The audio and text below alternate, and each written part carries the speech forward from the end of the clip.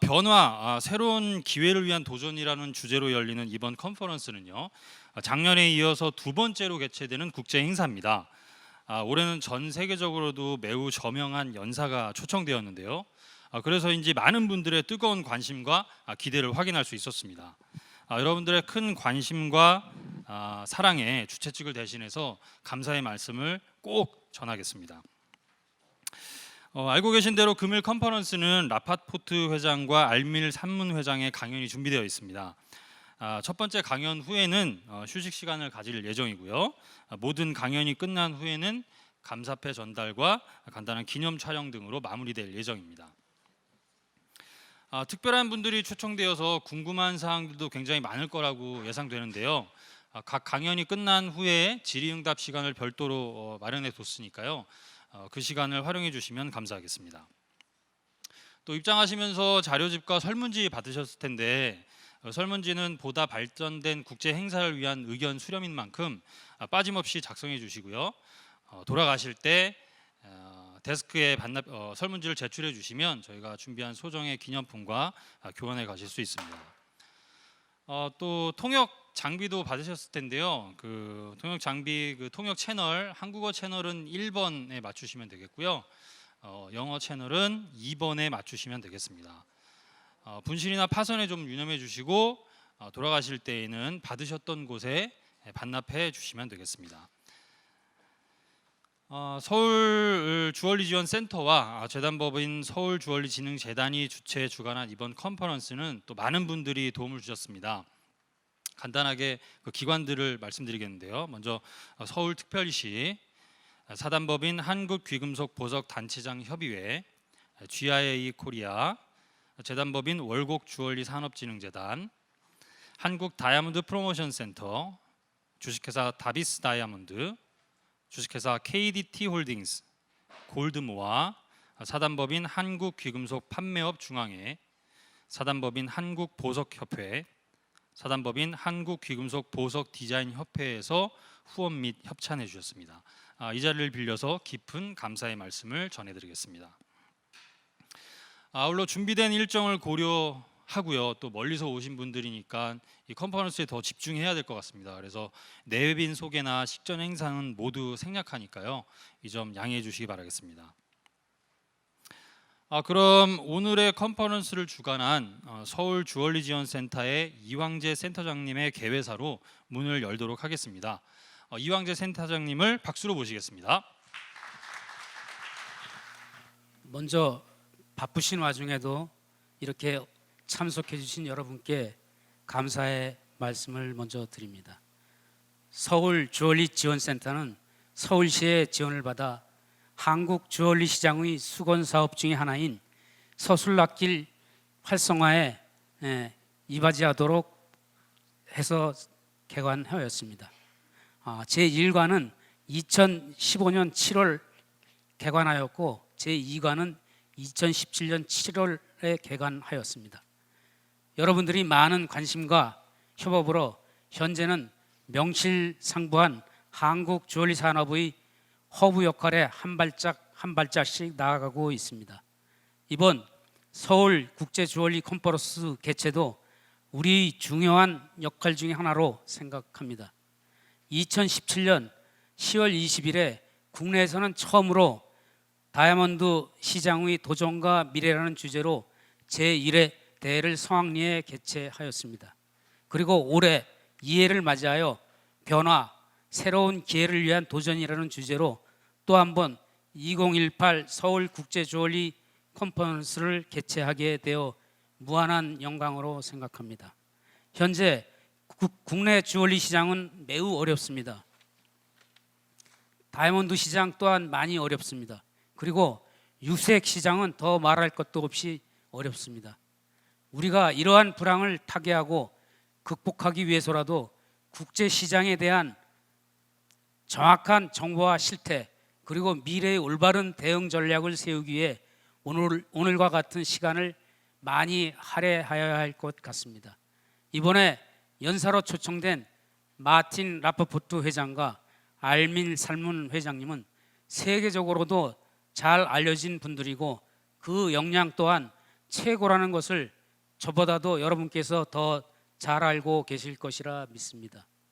그리고 이분들을 초청하게 할 수 있게 도와주신 GIA 아시아 태평양 담당 이사님이신 문성애 원장님께도 이 자리를 빌어 감사의 말씀을 드립니다.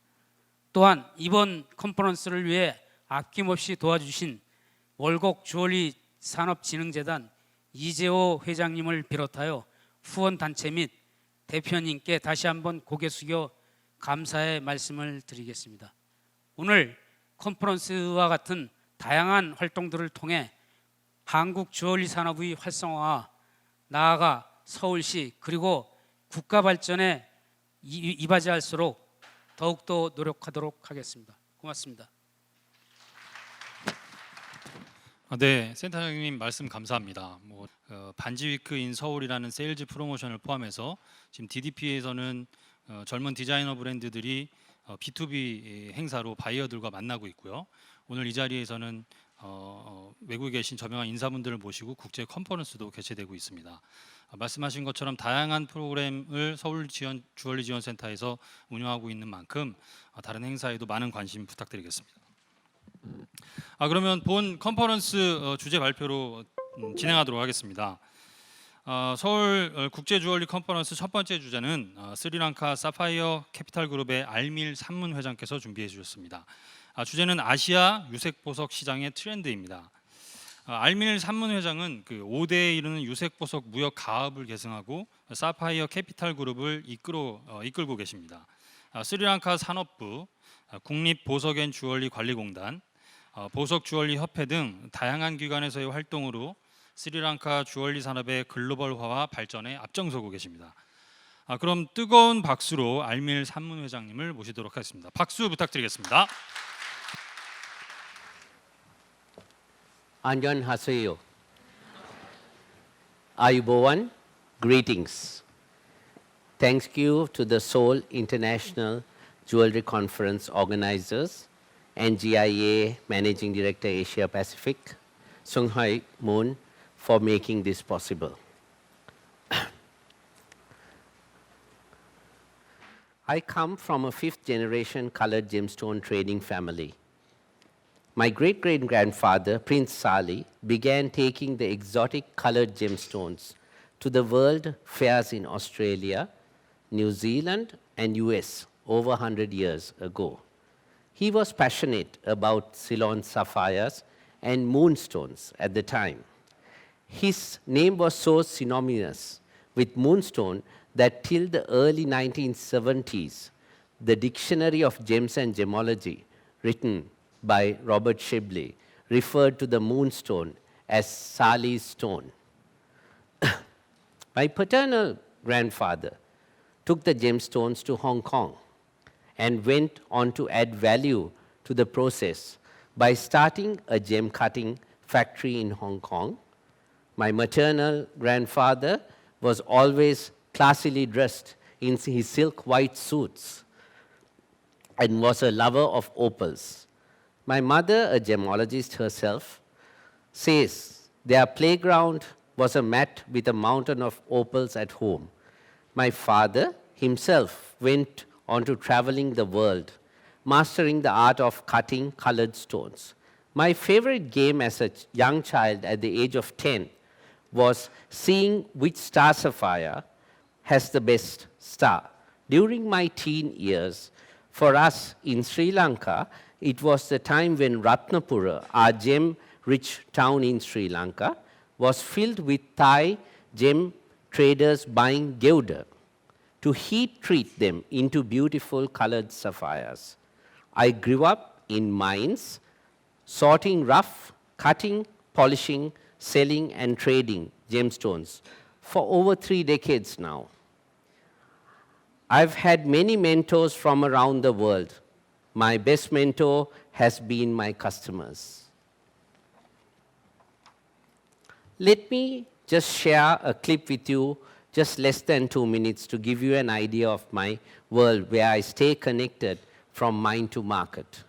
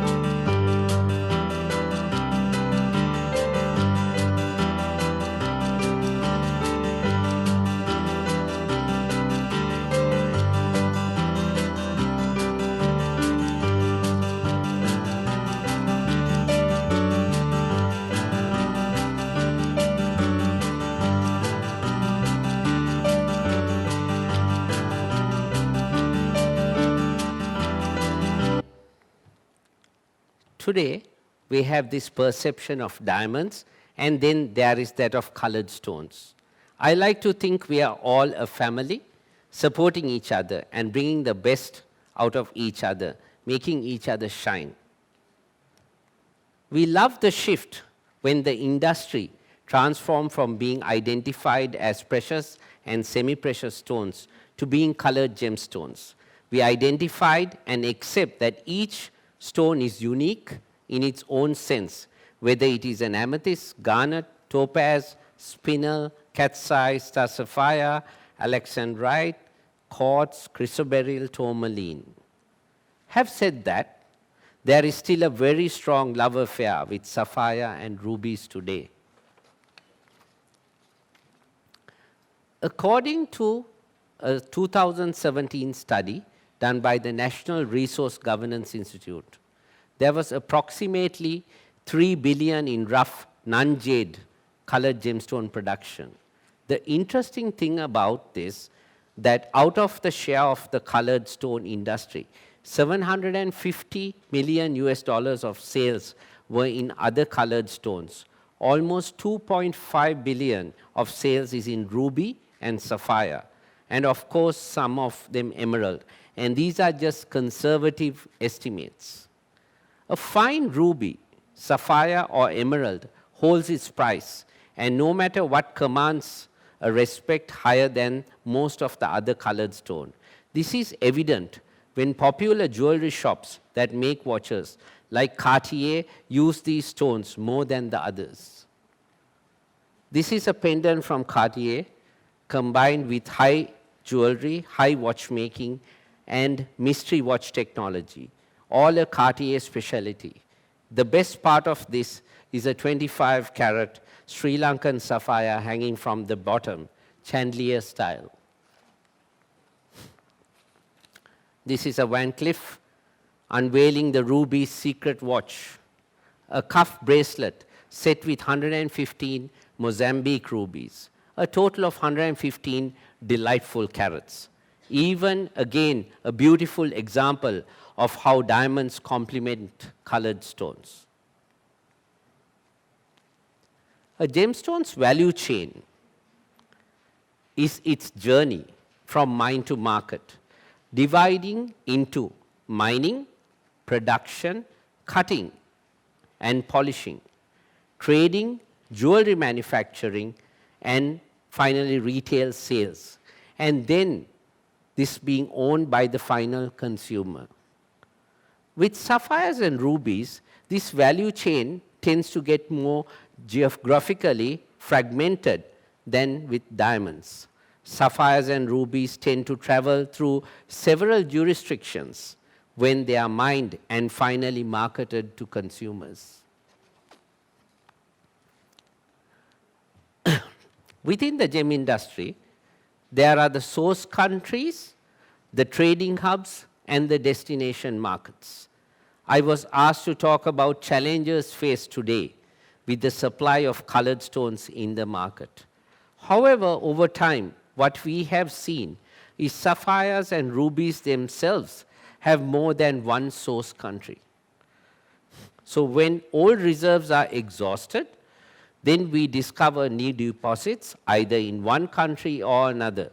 For example, as you know, in Sri Lanka, the whole island is gem-rich, but the government restricts mining to certain areas to protect natural resources of the country.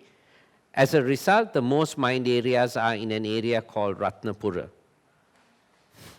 But in 2002, we had a gem rush in an area called Katharagama, which came out of a construction site where several large sapphires were found in the south of Sri Lanka, close to my hometown, Galle. This created a lot of wealth, making many villagers millionaires overnight. Last year, there is a sapphire rush in the rainforests of eastern Madagascar. We are finding many high-quality sapphires in this corridor, and according to my good friend Vincent Perdue, a French geologist, there will be a good supply there for the next several years. And many Sri Lankans who are able to understand the rough stone very well are there to bring it back to Sri Lanka to process and cut these gemstones.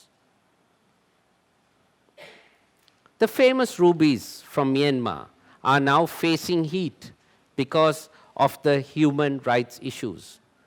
Large jewelry companies are listening to them. So there's a shift, but still rubies are sought after because of their vibrant red hues. But the larger stones are scarce, so the market adapts and have turned to rubies from Mozambique, which are themselves quite impressive and also very price competitive. Remember, it was first discovered in 2009, and now more than half the rubies come from there. And Mozambique is able to meet the demand of the larger stones as the country offers a more consistent supply. If I may take you back to the value chain, in colored stones, the source countries are like Sri Lanka, Myanmar, India, Madagascar, Mozambique, even Brazil and Tanzania. Then we have the gem key trading hubs of Asia, Bangkok, Jaipur, Hong Kong, and of course Sri Lanka, now becoming a sought-after hub and become buying destination for sourcing of colored stones.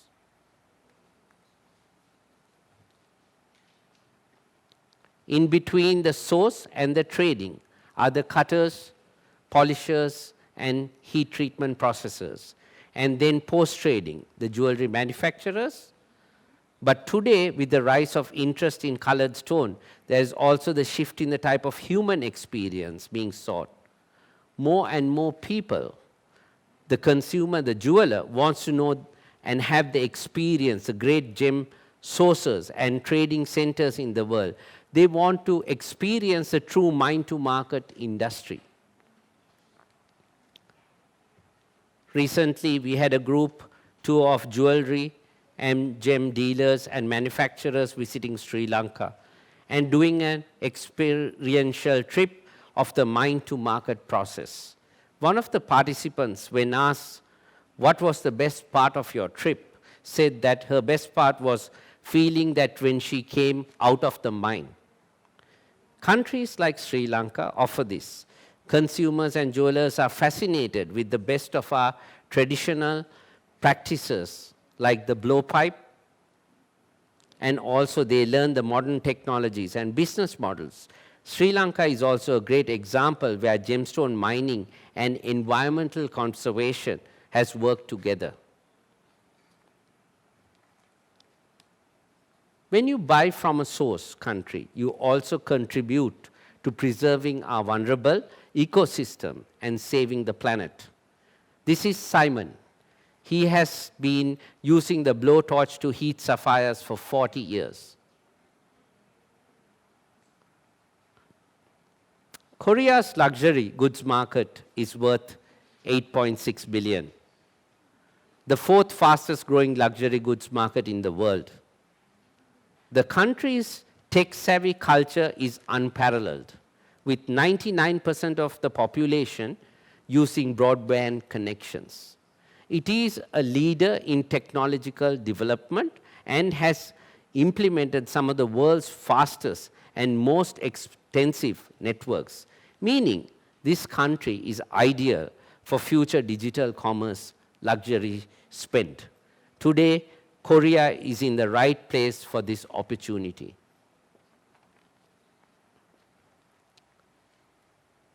Although my history and roots go back 5 generations, today I feel like a startup. Entrepreneurship, innovation, and technology is an integral part of moving forward. The global business makes it easier for anyone who wishes to take up the challenge and grow into a profitable business. This is the history of Korea and Sri Lanka, 42 years this year. With this, I would like to invite you to come and see for yourself the opportunity and discover our Sapphire Kingdom in Sri Lanka. Thank you.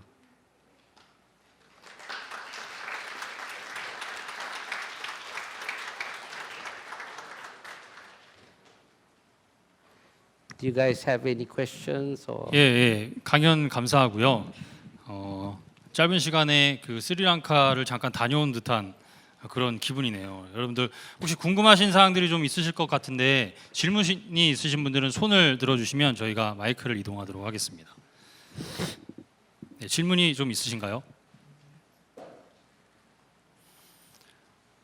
예, 제가 들었던 내용 중에서 좀 인상적인 것들은 이제 그 소비자가 기업의 멘토라는 말씀을 해주셨는데 아까 저 뒤쪽에서 보면서 말씀을 나누다가 궁금하신 분이 계신데 저를 통해서 좀 질문을 했으면 좋겠다고 하셔가지고 제가 이제 대신 좀 질문을 하자면 그 소비자들이 생각하고 있는 소비자들이 어떤 기업의 좋은 멘토라고 말씀하셨는데 그 지금 알밀 산문 이 가문에서 운영하시는 이 회사에서는 어떤 기업가 정신을 가지고 소비자를 멘토로 여기시는지 그런 말씀을 좀 해주시면 어떨까 싶습니다.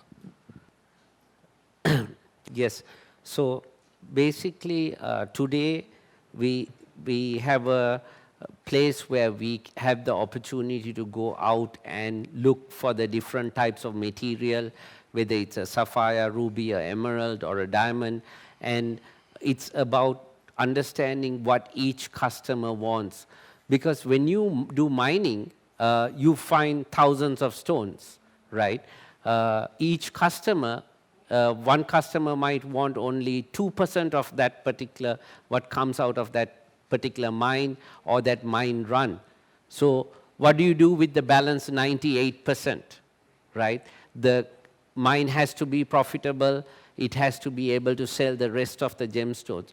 So you have to be customer-centric and understand what each person wants, and then divide, separate what each region. So we have a global market because technology today, we have access to everyone, right?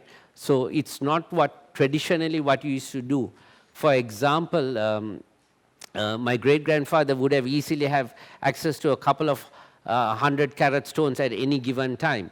But to come to Korea or to travel to US, it took 6 months by ship, right? Today you put the gemstones into Brinks, it's there in 24 hours, right? So, so we have to be, and then understand each person's requirement.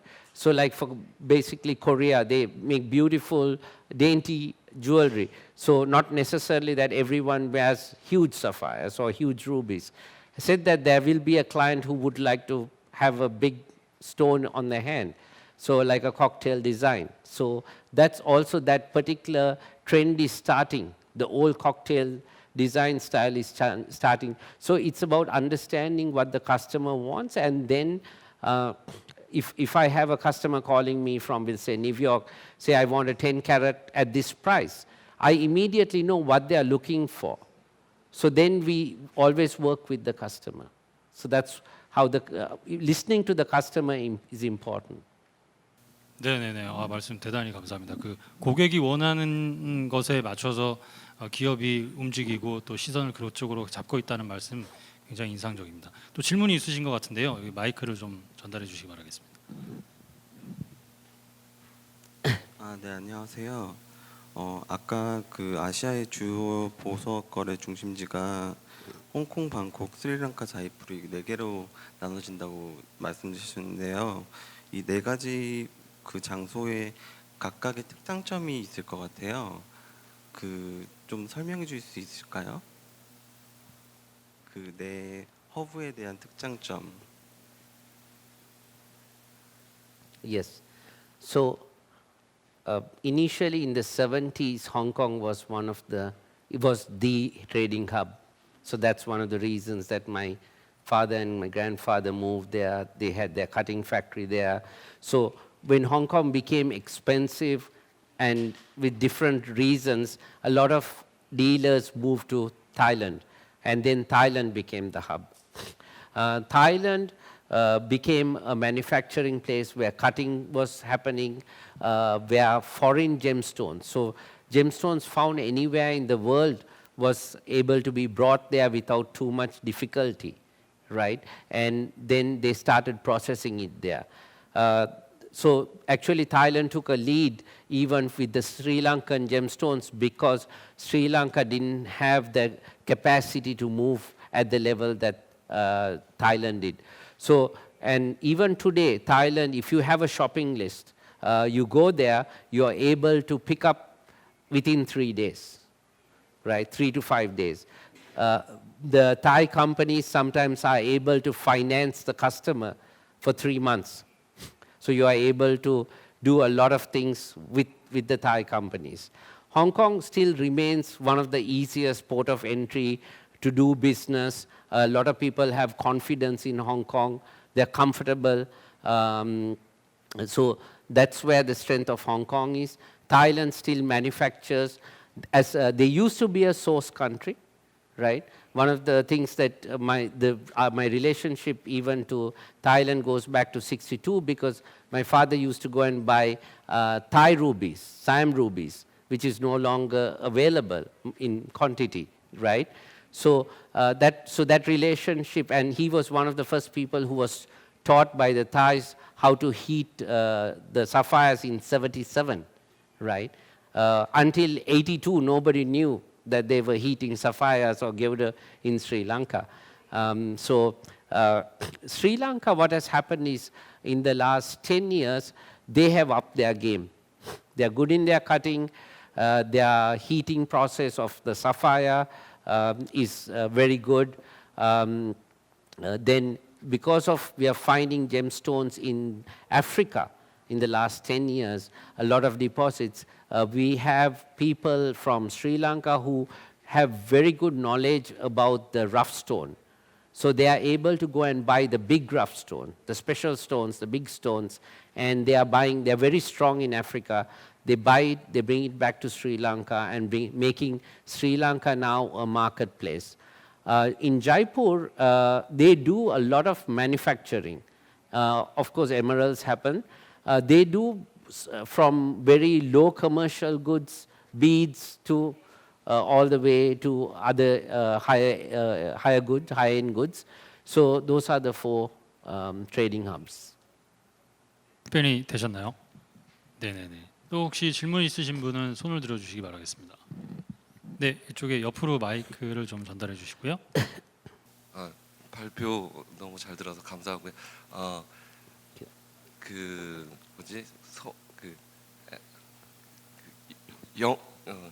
as a retailer, we have to sell to the customer, and you said that we have to customer-centered minded, right? But sometimes it's really hard to explain to customer that which, as we have a diamond, there is a certain standards, right? But color stone, we don't have actually that standard, so we are quite challenged to explain to customer, and it is always not easy for me to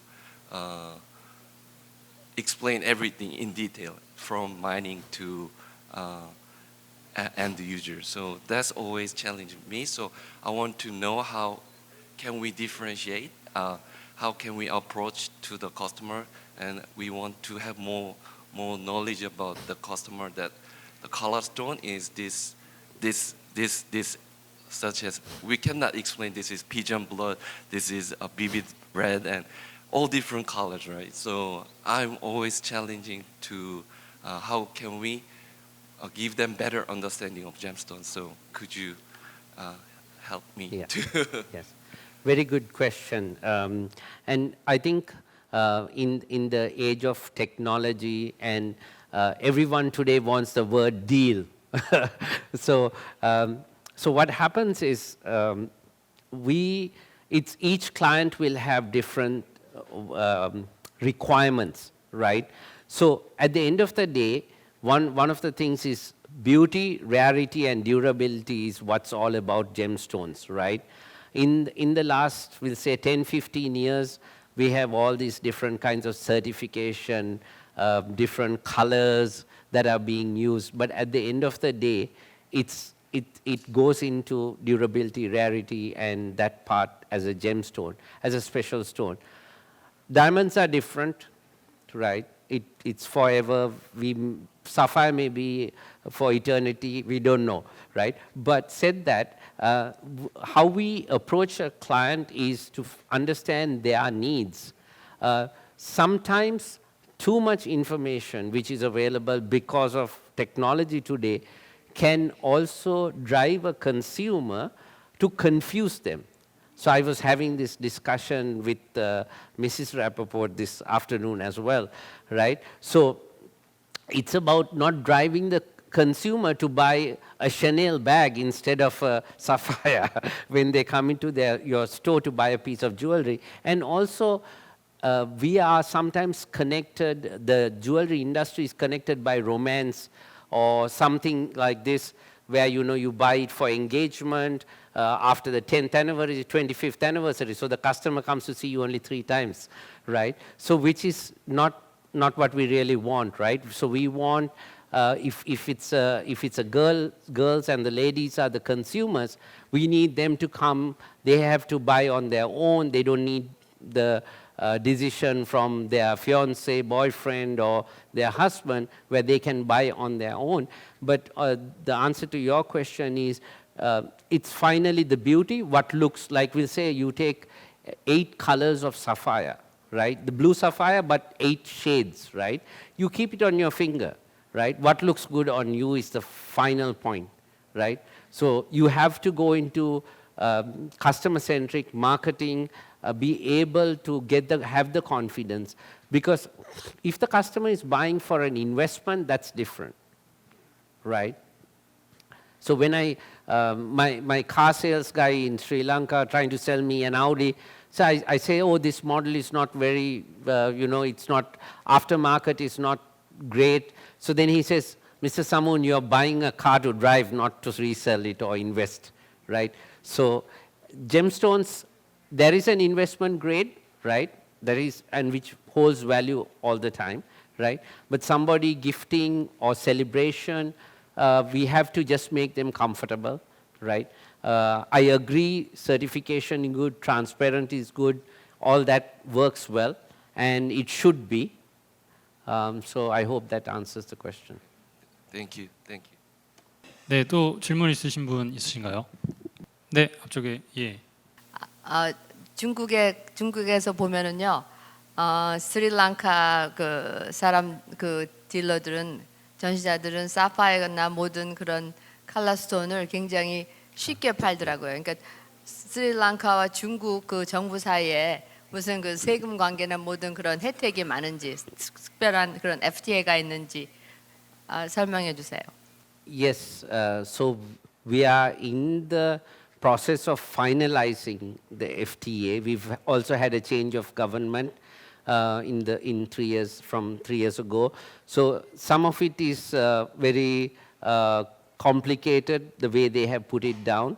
But yes, at the moment we do have a relationship, a strong relationship.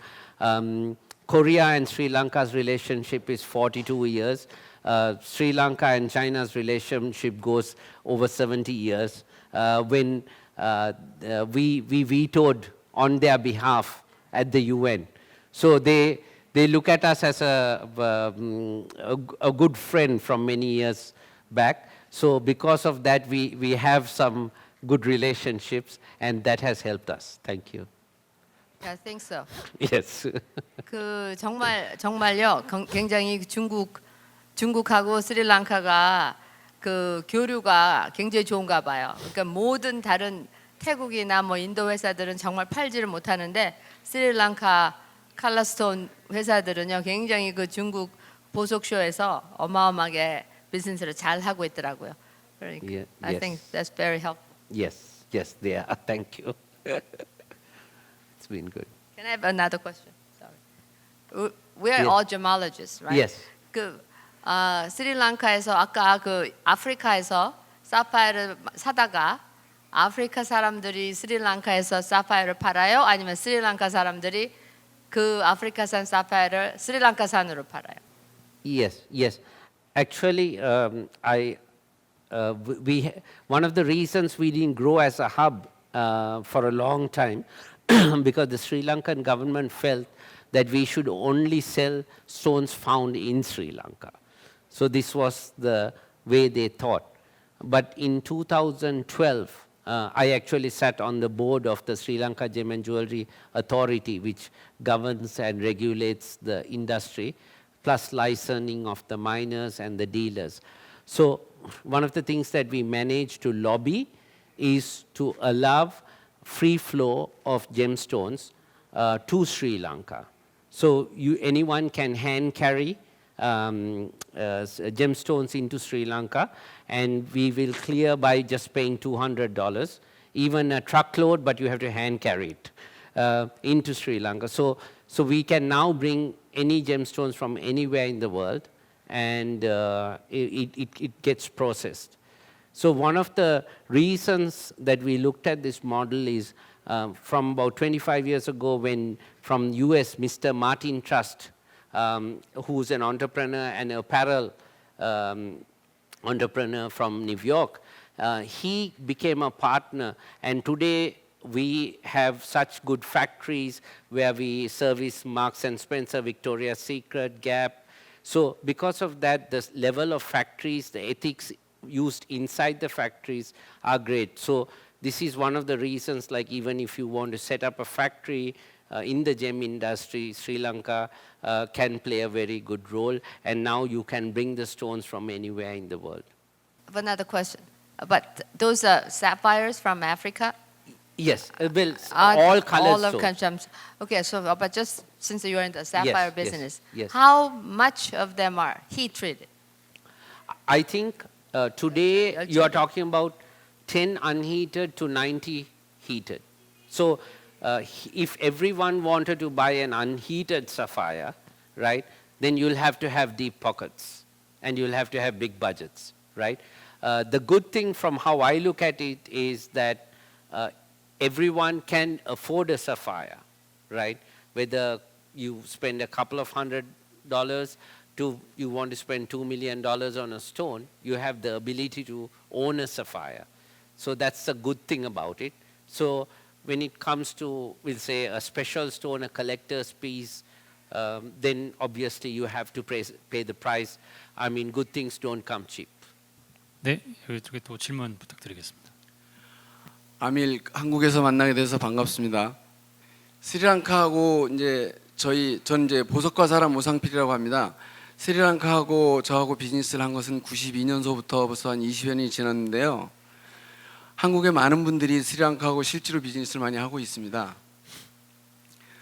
스리랑카 지금 아밀 회장님께서 스리랑카로 돌아가시면 한국에 그 사파이어에 대해 프로모션 하실 계획은 없으신지, 아니면 프로모션을 해주셨으면 너무 감사하겠습니다. Yes, definitely, because I've already started promoting. I've shared it with our association members as well.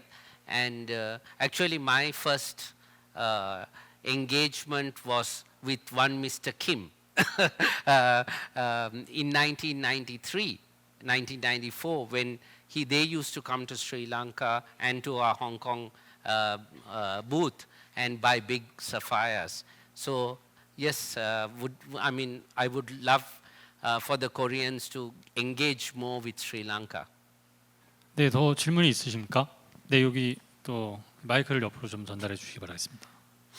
미얀마 광산에서 요즘 인권 문제에 아주 직면하게 되어서 다른 산지로 눈을 많이 돌리고 있다고 하는데, 제가 미얀마 쪽에 광산은 어떻게 돼 있길래 이런 일이 일어나는지, 또 요즘에는 모잠비크에서 많이 나온다고 하는데, 이런 많이 나오는 모잠비크랑 미얀마 광산, 스리랑카 광산 이런 거는 각각 어떤 차이가 있는지, 어떻게 해서 모잠비크가 제일 많이 나오게 됐는지도 궁금하고요.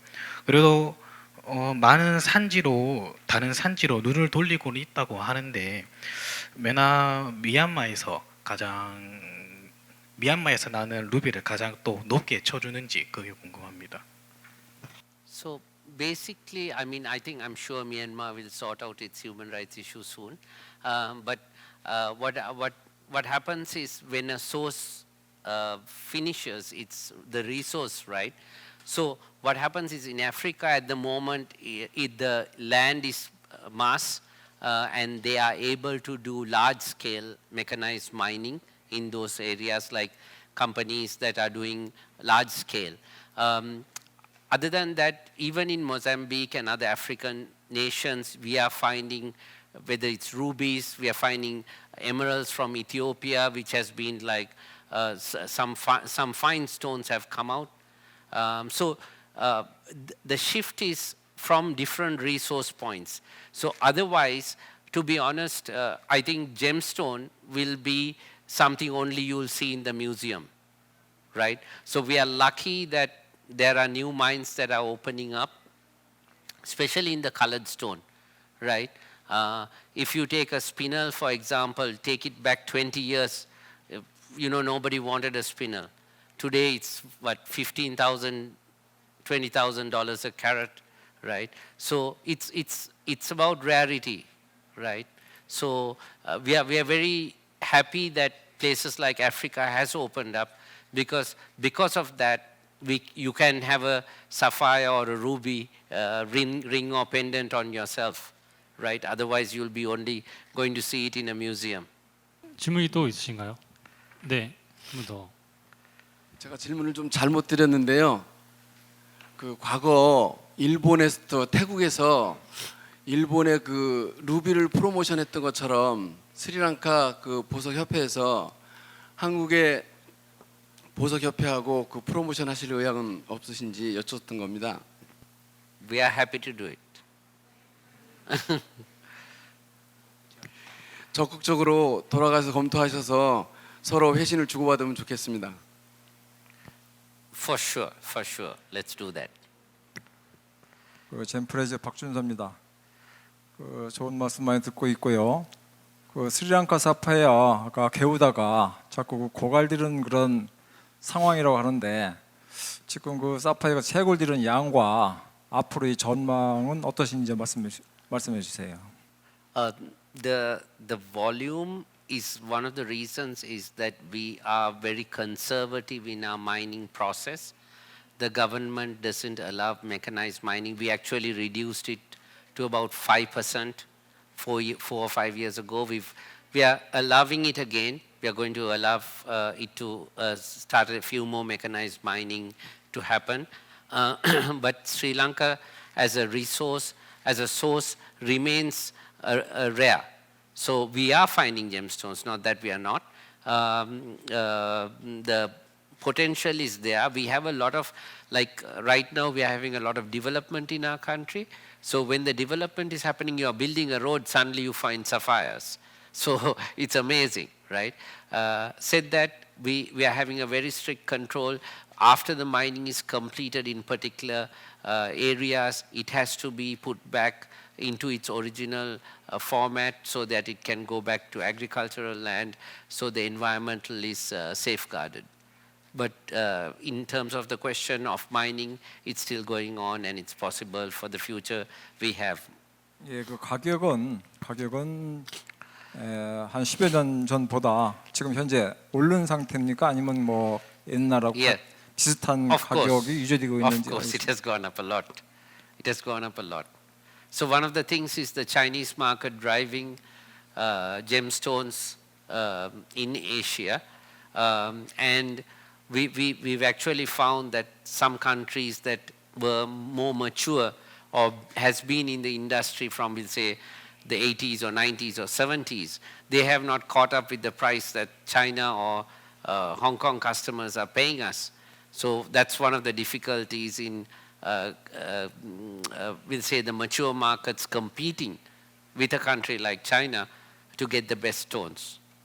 So a lot of people still believe that the price, they only sometimes think of the old price. So prices have gone up. Thank you. 네, 감사합니다. 그 혹시 추가 질문이 더 있으신가요? 네, 준비된 일정으로 더 이상 질문은 받지 않고요. 일부 행사를 여기서 종료하고 휴식 시간을 좀 갖도록 하겠습니다. 휴식 시간을 활용해서 또 궁금하신 사항은 또 따로 질문을 좀 부탁드리고 수고해 주신 우리 알민 산문 회장님께 다시 한번 큰 박수 부탁드리겠습니다. Thank you. Thank you. Thank you. 네, 그러면 준비된 2부 행사를 시작하도록 하겠습니다. 2부는 여러분들 익히 아시는 대로 라파포트 그룹의 마틴 라파포트 회장님께서 준비하고 계십니다. 다이아몬드 산업의 최신 동향이라는 주제로 말씀을 해주실 텐데요.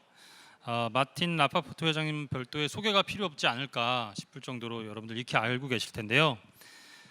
다이아몬드에 관한 국제 가격 정보 그리고 온라인 거래 시스템을 제공하는 라파포트 그룹을 설립한 창시자이시고요. 다이아몬드 산업에 있어서 공정하고 투명한 거래의 장이 형성될 수 있도록 다이아몬드 관련 뉴스뿐만 아니라 산업이 직면하고 있는 중요한 이슈를 전 세계에 제공하는 그런 중추적인 역할도 하고 계십니다. 특히나 올해는 라파포트 다이아몬드 프라이스 리스트 출판 40주년 기념을 축하하면서 아시아 투어를 하고 계신데요. 그 일환으로 한국에 방문하셔서 좋은 말씀을 전해드릴 예정입니다. 많은 얘기를 막 준비해 주시려고 지금 굉장히 열의가 많으세요. 지금 직전까지도 내용에 대해서 고민하시고 하시는데 빨리 무대로 모셔야 될 것 같습니다. 여러분 큰 박수로 라파포트 회장님을 모시겠습니다. I gotta say, the people in Seoul, they got soul, they got spirit. You know, I just came from Tokyo, and everybody was very, and here people are hanging out, doing things. Last night I watched them dance. I saw a big art show. It was a lot of fun. So I'm very happy to be here, and I'm looking forward to some really good stuff. Hopefully our computers will work, and we'll have a good time. Now look, it's not working right now. I don't know. There's something I'm going to click. Who knows what will happen? Okay, so first of all, we have a lot to do. And we have to cover a lot of territory to try to understand what is happening with the diamond industry. Now, I've done now 40 years of the Rapaport price list. That's a long time. I never realized I was actually so old. But I've never seen this kind of a complicated situation. Things are happening on the side of the rough diamonds, all the way with the bears going into synthetics. Things are happening with the demand side. China up, China down, every day a new trade war. Are these guys going to be buying diamonds in China? Because the price of the diamonds in Korea is based on the price of what's going on in China. So we have a lot of crazy things going on. And then, God help us, we've got the internet. Who needs you guys? I mean, you're in Korea, fine. But if you were in the United States, Amazon would be wiping the floor with you. So where are we? What's happening? Change in the supply, change in the demand, change inside the business. And I have to try to explain this to you in about an hour and a quarter, an hour and a half. So we'll go step by step. I'm okay here, translators? Not too fast? Okay? All right, so let's not get too afraid and let's just move right into it. First of all, what do you do with disruption? You know, disruption used to be a dirty word. Oh, he's disrupting the market. Today, if you're disrupting, you're a hero. You're great. You're like the guy from Facebook or the guy from, what's his name, Musk, funny guy Musk. He's a real funny guy, Musk. I mean, not many people can get away with smoking marijuana on television, okay? But this guy is out there. President Trump, not exactly the most stable, normal situation. So now when we look at all this disruption, whether it's disruption in Washington or disruption in Facebook or disruption anywhere else, what can we do to hold on so that our businesses can survive a very disruptive world? How do we do that? And my answer is values. If you are just doing business to make money, you're not going to survive. Too much new stuff is coming. But if you have values and you have something you believe in, which is more important than disruption, you will succeed. Our values at Rapaport are ethical. So if the Congo government comes to me and says you can make $500,000 a month selling our goods, I say not interested, not home, not interested to me. You define who you are and what your brand is by what you don't do, not just by what you do. So if you can focus yourself on adding value and say no to various opportunities to make money, you will be a better company, you will be a better person. You'll be proud. You'll be able to tell your children, I'm in the diamond business and I'm proud of it. So we have to transcend money and think about ethical. Now, we're businesses of transparency, okay? I make money by being transparent, publishing prices, listing diamonds on RapNet, doing all these things that upset other people because, you know, transparency comes at the cost of profits. Some people would say we're better off without the GIA. Why does everybody have to have a certificate? They don't know diamonds, but they go online and say FVVS2, this is the price. Maybe not so much in Korea, but in the United States, Blue Nile, James Allen, you don't even need Rapaport anymore. So you see price information transparency, availability. Who knew the difference between an FVS1 and an HSI2 30 years ago? But now everybody has so much transparency, they're able to compete. And competition doesn't mean you're going to make more money. Unless you listen carefully to my lecture today. Okay? So transparency and competition work together to change the markets. And actually, they create something called fair market value. An auction. Everyone looks at the goods. A painting. And then they see the results of the auction. Everybody knows the price. If you want to know the price of very exquisite jewelry, a 30-carat or a vivid pink diamond, go to Christie's and Sotheby's. Watch what's actually happening. So when you get transparency and competition together, you're driving price information and you're creating a fair value market. With the emphasis on fair, that means people have confidence. So we're struggling with this changing world, internet transparency, and profits. And we have to figure out what's the game plan. How do we survive? And I don't care if you're the biggest guy in Geneva at the auction, if you're De Beers itself. Oh, wow, there went, okay. I guess I can dance, so you don't have to scream. All right, well, what's going to happen here? We're going to have fun. Okay, the hell with the computers. So we have to think a little bit. How are we going to survive in this changing world where disruption is the norm? The only thing consistent is change, and very violent change. So how do we make money? How do we make salary? Where do we go? What do we do? And so it's not just a Korean problem. It's a problem for everyone. And even technology. We look at it.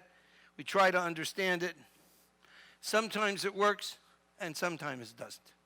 So I'll continue without the slides for a minute because I sort of remember this, hopefully. So now let's think for a minute. So what does Rapaport do? I'd like you to understand my business a little because that way you can think about, okay, if he's doing this, what should I be doing?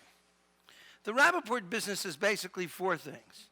One of them is transparency, price information, research, analysis. We spend money trying to understand the diamond market for no other reason than to understand it and publish information about it. So we're in the research business. The second thing we do is RapNet, which is electronic trading. Now, we don't own any diamonds. I mean, we get stuck with them occasionally, but we don't own them, really. It's not our business. So we make the market where all the factories and all the people put their diamonds into this computer system, and then people can find them. We actually list for sale every day about $7.5 billion of diamonds. That's about 1.3 million actual individual stones. A lot of diamonds. We spend about $5 million a year just on IT, just on computer people. That's a pain in the ass, these computers, as you can. Well, here we go. So that's the second thing. The third thing we do is we work with the GIA. Here we go. We work with the GIA. We never relax there. All right. Well, who knows what'll I'll try it this way. All right, my good friends. Here we go. We work with the GIA, and we have our own laboratories, and we grade diamonds. Like great opportunity, grade diamonds in Surat, India, so people can source direct from a guy in India who doesn't speak English. He speaks Gujarati.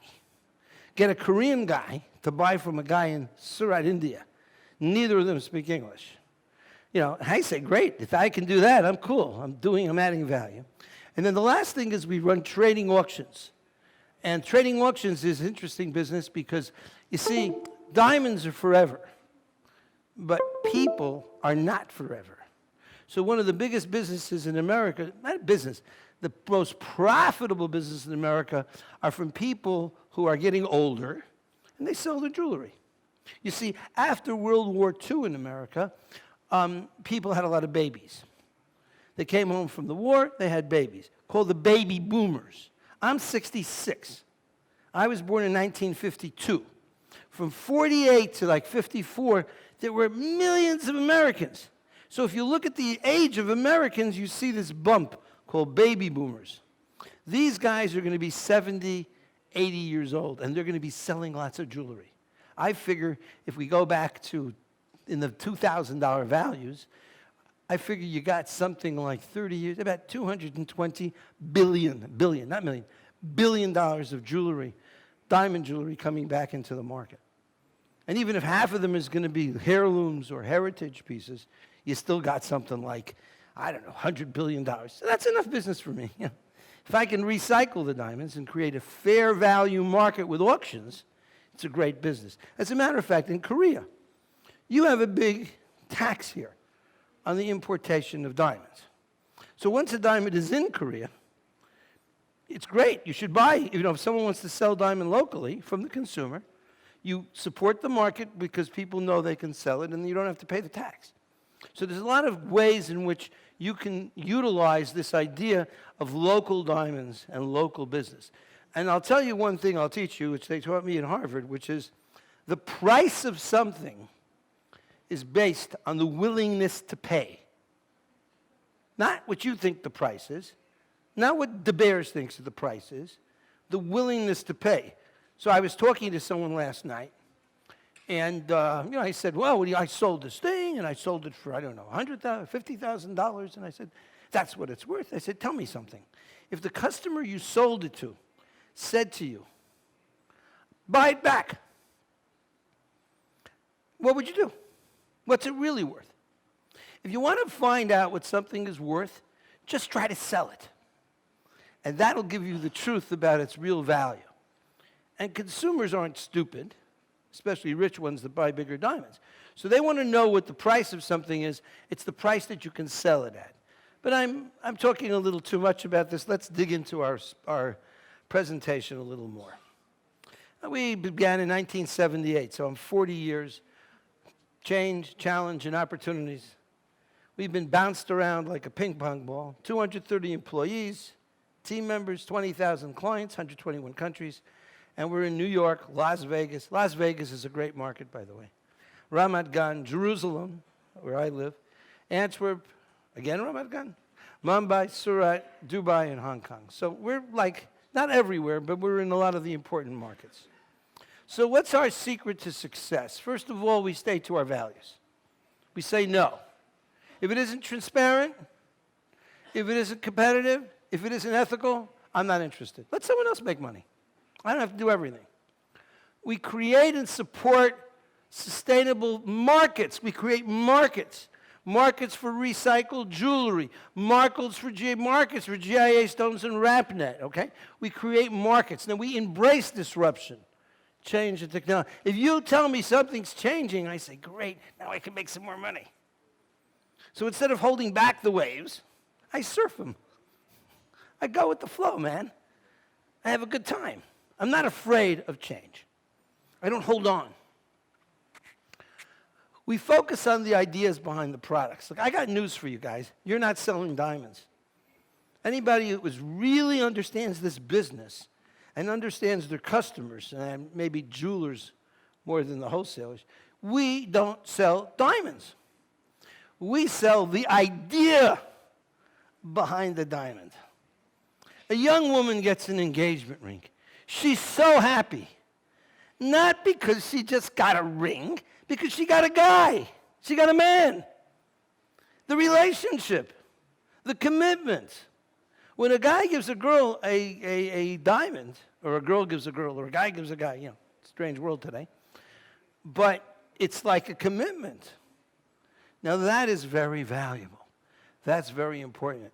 So the diamond is a symbol of a relationship. So what we're really selling to the couple is this idea that he's going to give her something, and she's going to be so happy.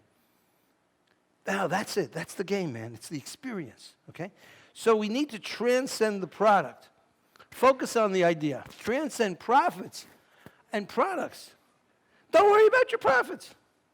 Don't worry about your diamonds. Worry about one thing mostly, your customer. Customer, customer, customer. If you have customers, you're going to make a living.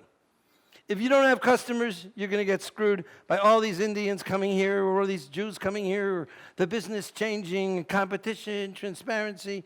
The customer has got to be the center of your existence. Because that's what we're all in the business today, with all this disruption and internet. It's all about the customer.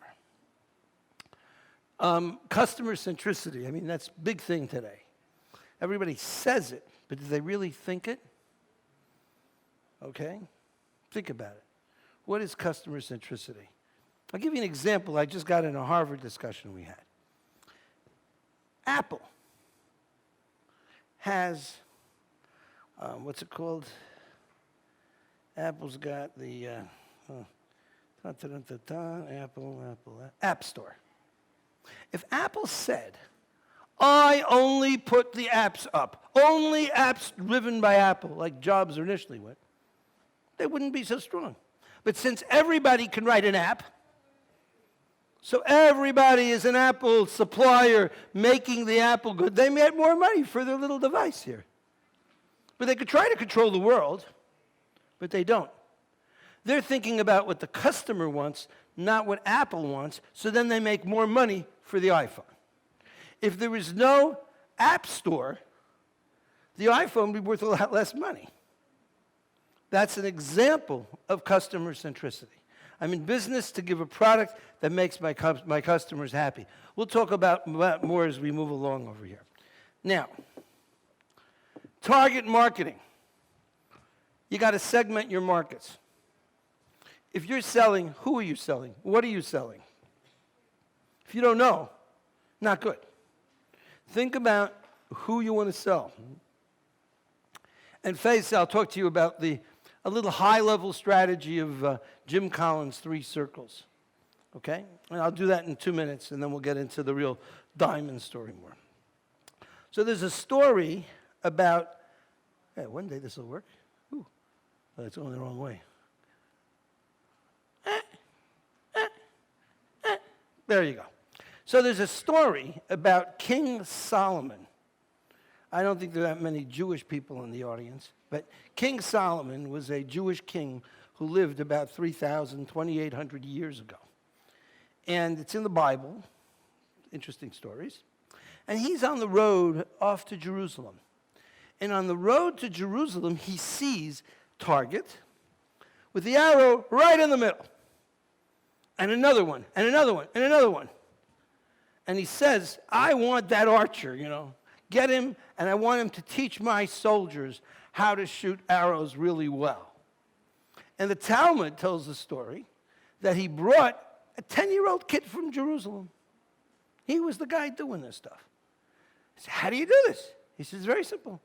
First I shoot the arrow, then I draw the circles. That's target marketing. That's customer centricity. Who are your customers? Segment them out.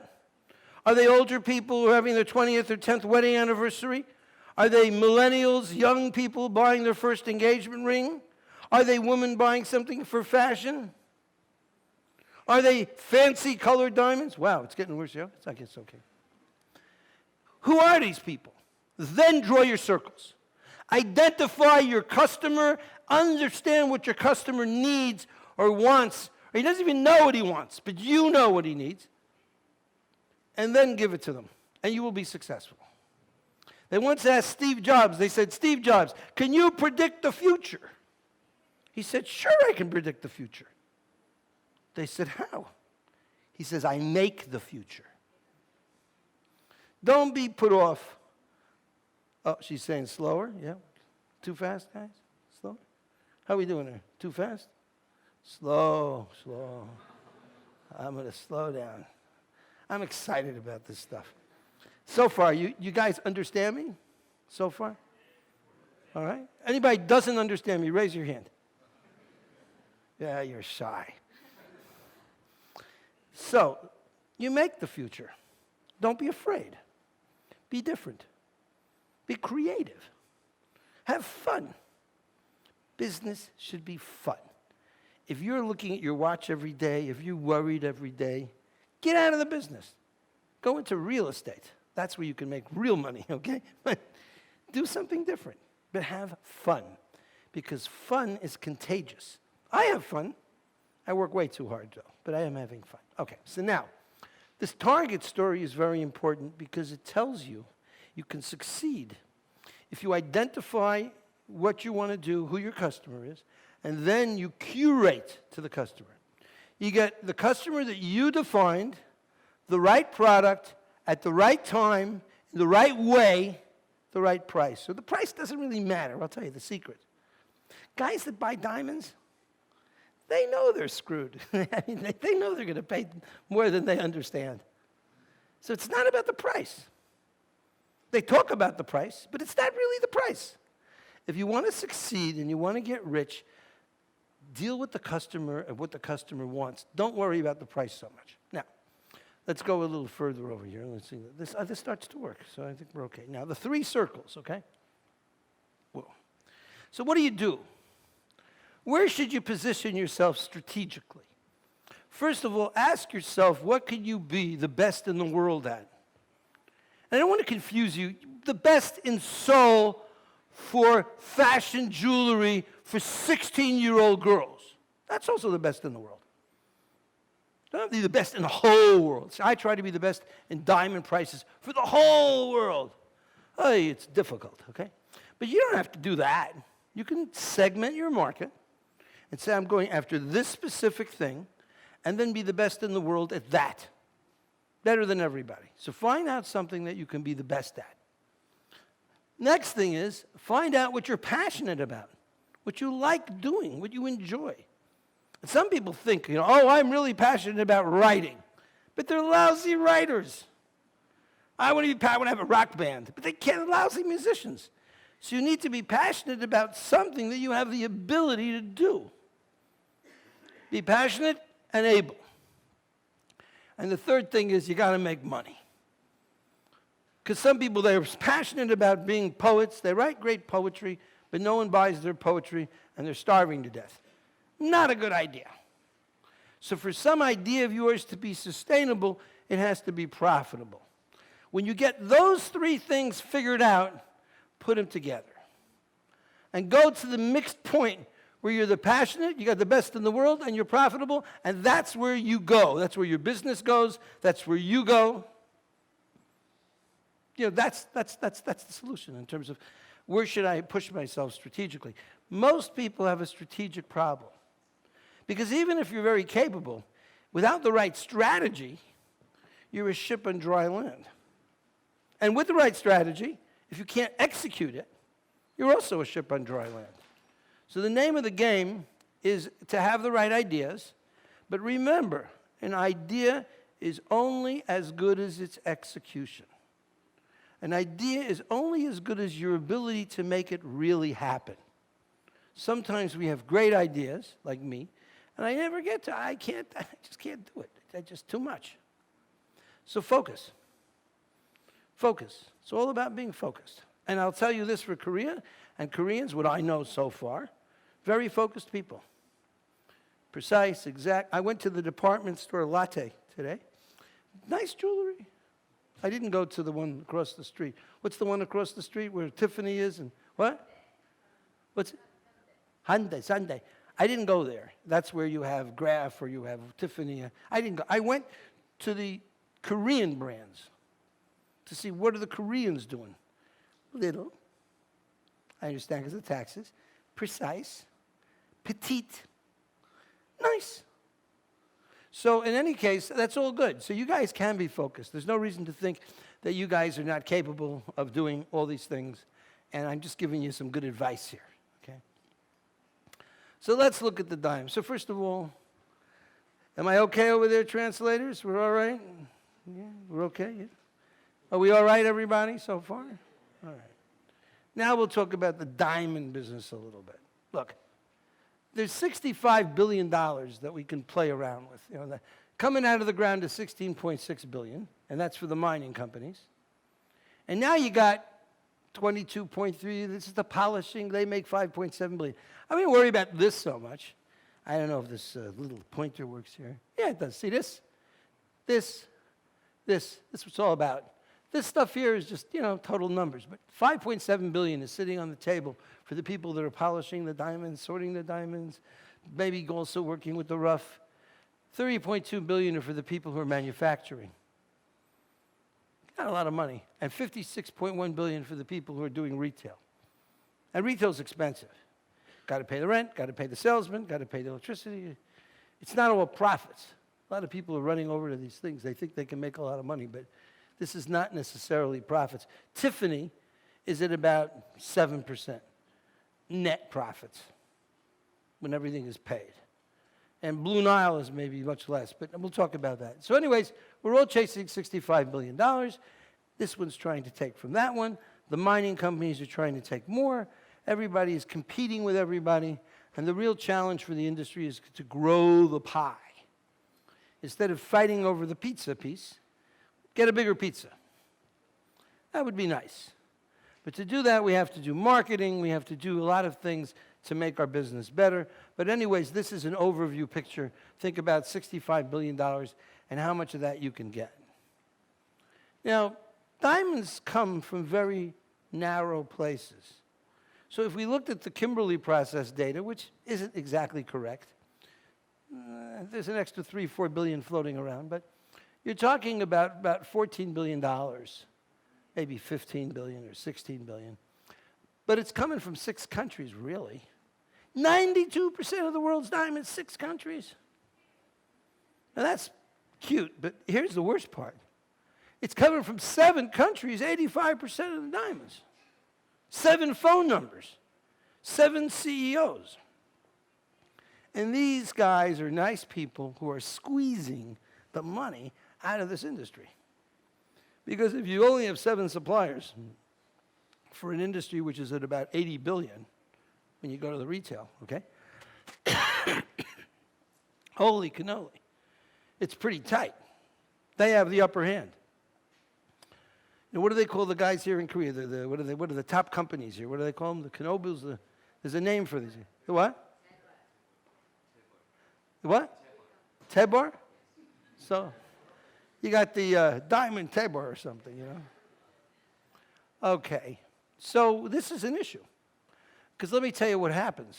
Well, if this thing works, deep. There, you see? See, the guys don't like to look at it in Excel. Some people are visual, by the way. I like to play with Excel. But a lot of people, they got to see pictures, right? There's Alrosa and De Beers at about 67% of the diamonds, 2 companies. They lead the way. They're price leaders, okay? Yeah, Gem Diamonds deals with the bigger stuff. There's some other stuff going on, but let me see how I'm doing. Oh, I better move ahead here, okay? So, here's the story that is so weird, and it's a little complicated, but don't get afraid, okay? The orange thing here is how much money we get. So they've been getting a lot more money up here. In this period here, see all that money? Money. They're getting like $14 billion, these mining companies, all right? But the supply of goods was flat. This goes up, this goes flat. So what happens when I sell you the same amount of diamonds, and this is at about, I guess 140, I'm talking about this period from here to here, right? 130 million carats of diamonds, and I'm up here and I increase the price to 170. I'm selling you 10 apples for $10. Now I'm charging you $20 for the same 10 apples. That means the price goes up. So we've had a period over here of very increases of prices because the quantity sold was the same and the price went up. Scary stuff. And this is what it means in a more normal way. Prices went up, a little down, and this is after 2008 catastrophe. Yikes! Now they've come down now because we can't live in this world so much where the rough prices are so high. You know, I wrote this whole article around here about how they had to get rid of the CEO of De Beers, a whole story about that. Oh, by the way, am I recording this? Did you get me my tape recorders, Rivka? Eesh. 1 second, everybody. I just got to make sure that when I talk about people, if I don't record it, I have to at least, my company says to me, Rapaport, we have to know what you're saying. So then we have to apologize to everybody for what we said. All right, I am hopeful that this will work properly. I'm sorry I didn't do it earlier.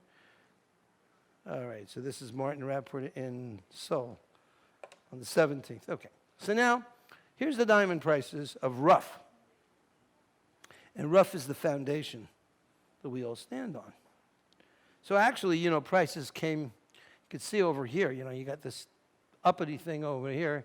They started to increase the supply, and they increased a little bit here, but this to this, and this to this is the price change. This is the price difference between rough and polished. And let me show you what it really looks like here, okay? This is the real story. This gray line over here are rough prices. See? This is the rough index, the Rapaport rough index. Watching those rough prices. And this here is the polished prices. Rough went up, stayed up, polished went down. Down, down. It's scary. This is 1 carat, D to H, IF to VS2s. Better quality, 1 carat. Top 5 colors, top 5 clarities of 1 carat diamonds. Look, they went down from, see if this is working here? Yeah. They went down from, like, what is it, $12,000 a carat? Under 6 from the peak. We lost 50% of the price value. Oh, I want to invest in diamonds. You got to be crazy. Why would you invest in something that went down 50%? Maybe it's going to go up again, and I'll talk about that. But, you know, this is a very sad story for the diamond industry, this here. Creates a lot of pressure. Lots of guys, the rough is high, polished is low. How are you going to make a living? So it may not be your fault in Korea, where you got a nice little store or whatever you got. But if you're a diamond manufacturer, say in Israel, India, or New York, boy, you know, you're constantly being squeezed. So this is a major problem in the diamond industry. And it hasn't gotten much better since 2011. It's starting to correct now. Okay, it's starting to correct. I don't know, let's see. Yeah, you see that? It's going back up over here. But it's a big problem. So, if we're going to talk about the diamond industry, we're going to talk about the supply side, we're going to talk about a lot of pressure. So, the imbalance between rough and polished prices is a serious problem. Rough is pushing polished. So the rough guys say, you polished guy, you bought that rough? Kill yourself. Raise the price of the polished. I'm squeezing you, pushing you, pushing you. And so everybody in the polish business is trying to get more money. They're creating brands. They're jumping around like chickens without a head. They're trying to do what they can. Lots of pressure. Why are rough prices so high? And I can't talk about this too much. Last time I talked about it, they threw me out of the Indian bourse. But money laundering and irresponsible financing. Now, money laundering is a very funny thing given 2011, given the banking regulatory environment. So, you know, if you think about it, once upon a time, there was a lot of demand for diamonds because people had a lot of cash. They still have a lot of cash maybe, but it's not like it used to be. And you can't really handle that cash. So there's a real problem with money laundering. I can't go beyond it, but I can say to you, irresponsible financing. So, you know, companies get billions of dollars of credit. You know, guy gets into a taxi, and he says, drive me here. Taxi drives him there. He says, you know what? Take my wife over there. Takes his wife over there. The wife says, you know what? Take my daughter over here. the taxi guy's never going to get paid. They're just going to keep going with the taxi. When people borrow money from the banks, some of these diamond manufacturers, they have no intention of giving the money back. They need to just keep going, which means they need to keep the business manufacturing diamonds, which means when they pay a high price for rough, even if they're losing money, they need to keep the factory going to keep their credit. It's a crazy story. It's beyond the scope of this presentation. I can only tell you there's things that are going on here that are not really so kosher or healthy. But now let's look deeper. What does it mean when there's less profitability? There's less marketing. Who is the most successful jewelry business in the world? Who can tell me? Somebody guess. Most successful jewelry business. Somebody's got to speak or I'm not going to go forward. I'm just going to stand here. Tiffany, good thinking, but you're wrong.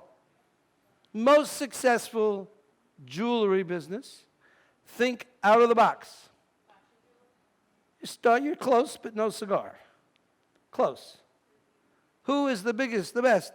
I would say the biggest, the best. Making the most money. What? Who? Costco. They have Costco here? Not really. Not in the jewelry business. They sell cars, they sell things. They're good, but they're not as big as... This place is like Starbucks. Wherever you go, you see them. Hey, who said that? Raise your hand. All right, you're good. I like you, okay? You didn't hear me tell you that before, huh? Gotta watch these Koreans. Anyways, Swarovski. They take something worth 10 cents and they sell it for $20. They have the profits that they can open up their stores everywhere. So marketing is a function of profits. Pure, beloved profits. So if you're not making huge markups, you can't market as well. So the diamond industry, when it's squeezed in profits, suffers because we're not doing enough to sell diamonds to the next generation. Is she going to buy a diamond or is she going to buy a pocket, Prada bag or something? So we need to think about that, and that's a big challenge for us. And we need to think about profits, and that's why we shouldn't be in these businesses because our daddies were in it. We should be seriously thinking about what can we do to make serious money. Now, this was the price, what I showed you before. This was the graph of diamond prices. And it starts over here in 2008, and you got this little bumpiness, see? And you got the bumpiness here. Who could tell me why the prices went up? Why did they go up here? What happened? Anybody know? What? Well, prices went up. They don't go up in a recession. That's why they went down maybe, but why did they go up? Think geographics. I'll give you a little hint. Here's a hint. So what happened? China happened. Millions, hundreds of millions of people said, I want a diamond, I want a diamond. Okay? And when they first came into the business, I'll eventually figure this one out, okay? When they first went into the business, they got you this nice little bump here. But then when they really got into the business, you got this one. Then China went down. Okay? I'm not even talking 2008 here. It's a Chinese story. So we're living in a world where foreign demand, foreign demographics, foreign things that are beyond our control. We don't control Chinese GNP. We don't control what's happening in China. And we certainly don't control trade wars between President Trump and President Xi. So these external things are happening, and these external things like tsunamis are having a big impact on our industry. Economic tsunamis. And it's part of the game. It's happening all the time. And we have to understand that sometimes diamond prices and diamond markets move because of external forces. Okay? Now, let's see. So the truth about globalization, it's not a one-way deal. This is Harvard Business Review. It's not me. Okay? So the balloon, bing. The only thing consistent is change. Now, I'm not afraid to surf and dance with China. I'm not even afraid to make money when China goes down. If you know that these things are happening, you can think about what it means. So is this an opportunity for you to buy? If you have customers, maybe. It's all about the customers, remember that. Okay. Now, the other thing is the dollar. Foreign currency rates, they're like, whammo. They affect diamond prices like right away. India is down because of the rupee. All-time high, 72. The renminbi in China. So when you start looking at this mighty dollar, and the mighty dollar is the diamond dollar because diamonds are traded for dollars, you got to be thinking, well, where's the dollar? What does that mean for diamond prices? So you can be sitting here, minding your own business, having a lovely store, good designers, nice showcase in the latte or wherever your showcase is, and all of a sudden you got problems because the price of the diamonds went up because the dollar went up or so. So you need to understand that these changes, these disruptions are happening all the time. You need to get used to them, and you need to expect them. Anticipate these kinds of changes. Not easy, but it is manageable. All right. Bingo. So I showed you before diamond prices moving. It wasn't just 1 carat. It's a lot of stuff, but not everything. These are melee prices. These are melee prices in relationship to certified goods. Now, melee is very important here in Korea. Melee held up a lot better than the certificate goods. And I showed you that the 30-pointers are pretty much the same as this blue line. I'm sorry, the orange line, okay? So melee is another market. So if one market's not doing so good, go into the other market. I think India is blessed because you have such a big melee business and you design pieces with lots of melee. And, look around for opportunities that make your customers happy. Okay? So not everything is the same. And there's riches in the niches. Fancy colored diamonds, doing great. So, you can't think about the diamond industry as one monolithic industry. Lots of markets. China and you guys with your 30-pointers. New York with their caraters or 2 caraters. Okay? A lot of different markets, a lot of different kinds of goods, a lot of opportunity. If and only if you have the customers. So if you're customer-centric, try to pick customers that have money. See, it's a good idea to sell diamonds to people who are rich. Good idea. Try to sell it, not to be rich, at least they have to have money. Okay. So, the demand side. Globalization brings volatility. It brings opportunity, but you can't rely on China to be every day, although the general trend will be up. It's like if you buy stocks. The stock market's going to go up. United States stock market, the S&P 500 dropped, I don't know. We were at 290. We went to 270. It dropped about 8%, 7% in the last 2 weeks. Bounced back up 2% yesterday. I got a lot of those stocks. I don't care. Long term, I'm going to be fine. China will be great long term. We will have, I think the estimate is a billion new middle-class consumers by 2030. I figure about 50 to 100 million new middle-class diamond consumers. Maybe for 30-pointers, not for 3-caraters. But if you got a lot of 30-pointer buyers, you get a lot of 3-carat buyers. There's never been so many millionaires, never been so many billionaires. So diamonds have a good outlook. We're not in a bad business if we can figure out how to make money. So, globalization is volatile, but it's good. GDP, stock market wealth effect. Now, that's very important. Watch the stock market. The reason America is so strong today is because the stock market's so strong. Because who's got money in the stock market? Rich people.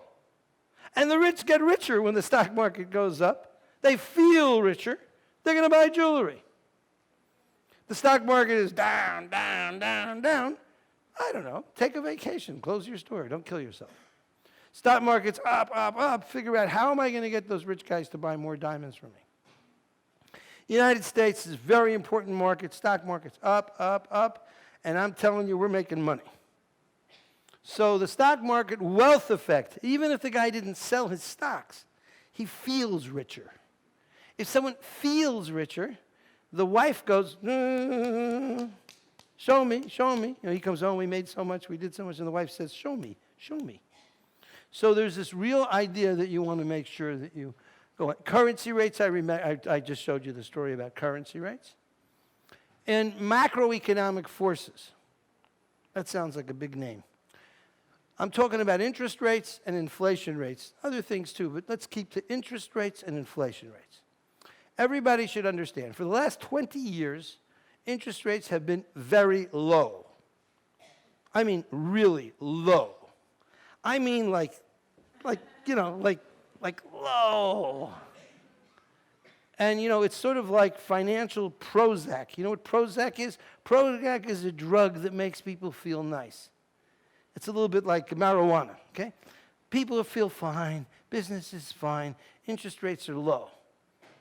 Now, the reason the stock market, by the way, fell in the United States so much because interest rates started to wake up. When you get interest rates going up and you get inflation, the diamond market goes crazy. Here, let me show you crazy. This is crazy. I lived during this. I quoted these prices, $5,000, $20,000. 1 carat D flawless, I sold for $66,000. 1 carat. It was wild. There were lines of people at the GIA 5 o'clock in the morning. They had prayer meetings while they were waiting for the GIA to open. They paid people $100 to stand online for them. And then, whoa, baby, this is when they threw me out of the New York Diamond Club because I was publishing prices. Okay? It wound down because interest rates in the United States went to 24%. 24%? Who's going to own diamonds? Talk about investment diamonds. So here everybody was investing in diamonds. But here everybody was running like hell and the banks were taking over the goods. If you imagine what it's like to have 24% interest and to fund your inventory, it's a disaster. So I don't know that that's going to happen again. But I don't know that it's not going to happen again. We're dealing with President Trump, we're dealing with a trade war with China, and we're dealing with the possibility of a new inflationary cycle eventually happening. So I don't think so. I mean, this is all the way in 1982. Here we're all the way in 2018, 40 years. But once every 40 years, stuff happens. So I don't know. I'm just pointing out to you, be aware of the fact that macroeconomic forces, interest rates and inflation, have an impact. And so think about, if you start seeing interest rates going up, be careful. How are you funding your inventory? Get out of the way. It's like a bus coming to run you over. Be careful, okay? But then think about what might happen to diamond prices. Also, don't hang around, you know, when things go up here and you can make a fortune, don't, you know, no tree grows to the heaven. So when you see things happening, no tree grows to the heaven. So when you're making a lot of money, things are going good, cash out. Put a little bit on the side. Always remember to put some money on the side. Okay. So, hang on, back up here. Let's see. This is the story about macro. Here I want to show you, this is the Rapaport price list, which everybody loves to use. And it's higher than the Rappi prices. And that's because people like to use our prices because the prices are more stable. We don't jump up and down so fast. These are the discounts here. I generally run now, depending on the market condition, between 25 and 35 below, sometimes 40 below. If it's an item with very little liquidity, like a D flawless, you might even get to 45 below, 50 below. But this is the discount level here, generally reflected. Okay. Transparency, right? Okay. Now, the diamond trade itself, and I don't know, I was going to take India out of the slide. You should ignore India here pretty much. USA, 8 billion, 10 million. China and Hong Kong, 9 billion. If we figure that the market is basically around $25, $26 billion at wholesale prices, America and China, man, here they are. You know, when you got here, you got about 20 billion roughly. A little bit less, 18 billion out of 25 billion. This is the market. This is what is making things happen. So if you watch America and you watch China like I do, You get most of the story. Now, if oil prices go over 100, 120, maybe there'll be some Arab action. Europe is dead. Europe is just not happening. As we'd say in Harvard, that dog don't hunt. That thing don't move. So, Korea's interesting. Little baby, but okay, there's still things happening here. And if you learn and you do the kind of stuff that you got me to come out here, but in any case, if you look at this, watch, these are the guys you got to watch. Okay. Now we're going to have some fun. I'm going to, boop. Okay. This is the United States. We just showed you that. Now, jewelry. So we talked to you about rough. We talked to you about polished, right? America, China. Look at the jewelry picture, though. The U.S. is 43 billion. We got 82 billion. 52% of jewelry is in the United States. This is what it looks like. Look at that big green bubble there. And the rest of the world's 18, which is good. China's only 10. So there's business here. Riches in the niches. From my perspective, Korea's a niche. Taiwan's a niche. Okay, there's niches out here. And these niches make money. Russia's a niche. Dubai's a niche. A lot of niches. So, when we look at the world here, we see this U.S. business, though. So, U.S. goes south, diamond industry goes south. U.S. stays strong, diamond industry stays strong. Because even if China dances a little bit much more, they're only 12% against 52. So, this is the picture of where the diamond jewelry is going. Okay? We're coming towards a little bit the end. So, first of all, how are we doing so far? Boring? You guys okay? Following all these numbers and all this stuff, I didn't try to kill you with too many numbers, but hopefully you understand what's going on. Okay.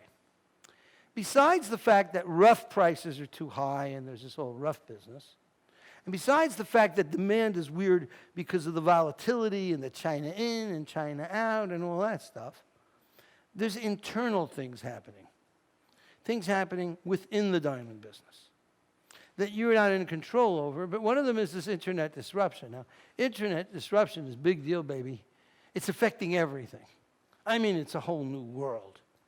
So when you source diamonds on RapNet or somewhere else, or you just have a supplier that sends you an email with a list of diamonds, that's changing how we source. You don't have to go to India or to New York or to Israel. You just get the internet thingy, see what the 30 pointers are selling for, call the guy up, tell him to ship you the goods, and you're done.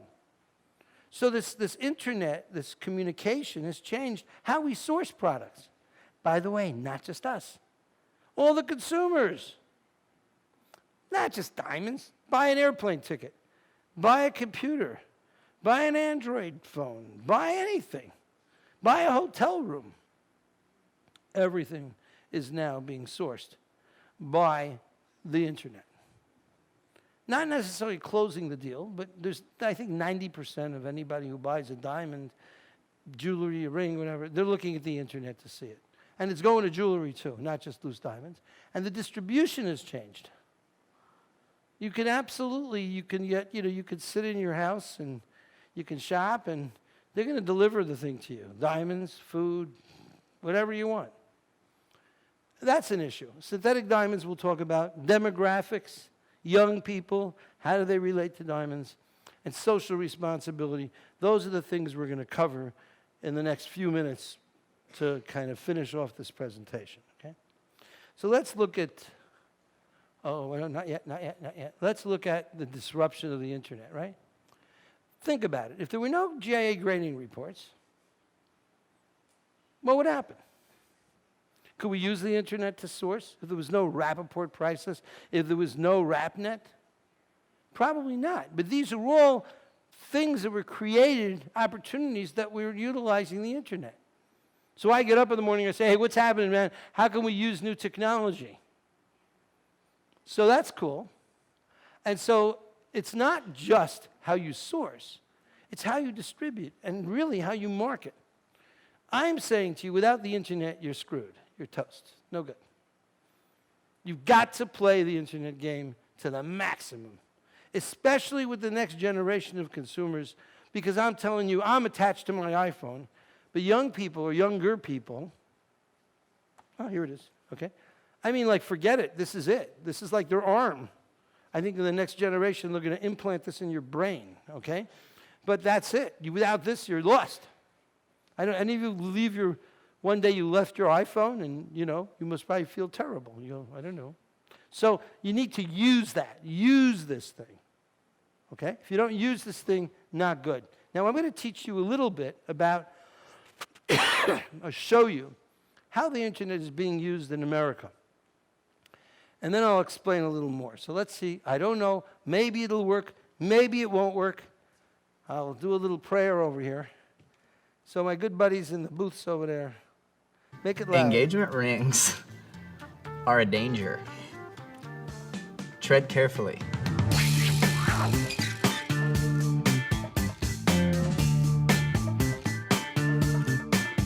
I think it would be fun to put him to the test and see, like, you better know, just to see what he comes up with. I got this. I have high hope. Let me stop for a second to explain what's going on. My wife told me people didn't understand this. This is a company that sells diamonds on the internet. They recognize that young people are interested in three things: the experience of shopping, customization, being able to make something that they made, whether it's growing their own organic hula hoops or whatever. And then, of course, great customer service. So this company looked at the world and said, how can we use the internet to create a tremendous experience for shoppers? So they went and they took 4 couples, and they said, okay, you couples, we want you to design your ring online. Don't tell each other what you're designing. So the guy picks a design, the girl picks a design. And then they show each other what the design is. And they go, wow, and hoo ha ha. And it's an experience playing around with the internet. He picked it, he didn't tell her. She picked it, she didn't tell him. And then they compare. That's what this video is about. This video is about using the internet to create a shopping experience for young people that is even maybe better than the shopping experience they would have in your store. Okay, so that's a little background, okay? So what happened was they got these couples, they're very nervous about getting a ring, okay? And they're talking about this stuff. So I'll hopefully... About this. I think I'm gonna rock your world, babe. All right. Design your own engagement ring. Start with the setting. It is very important to me that he gets this right because it's something that I have to wear for the rest of my life. He's really confident about, like, everything, so he's gonna be like, I nailed it. Go big or go home, right? The yellow gold, 18. Now, I'm gonna assume that's 18 carats. Probably thinks I'm gonna choose like a 5-carat crazy diamond thing. Engagement rings are like 5-year salary, right?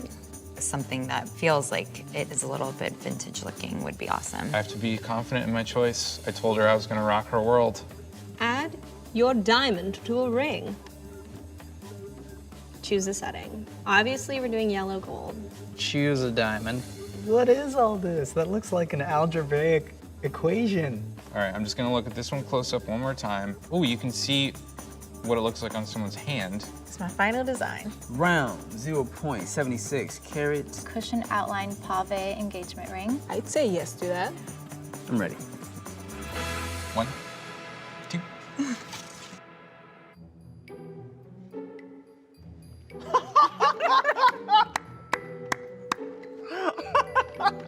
Wait a minute, hold on. Oh, okay, all right. They're not that different. No. So I picked a vintage set. I like vintage too. Wow. But what made you want to give me that, to do that ring like that? That. That right there.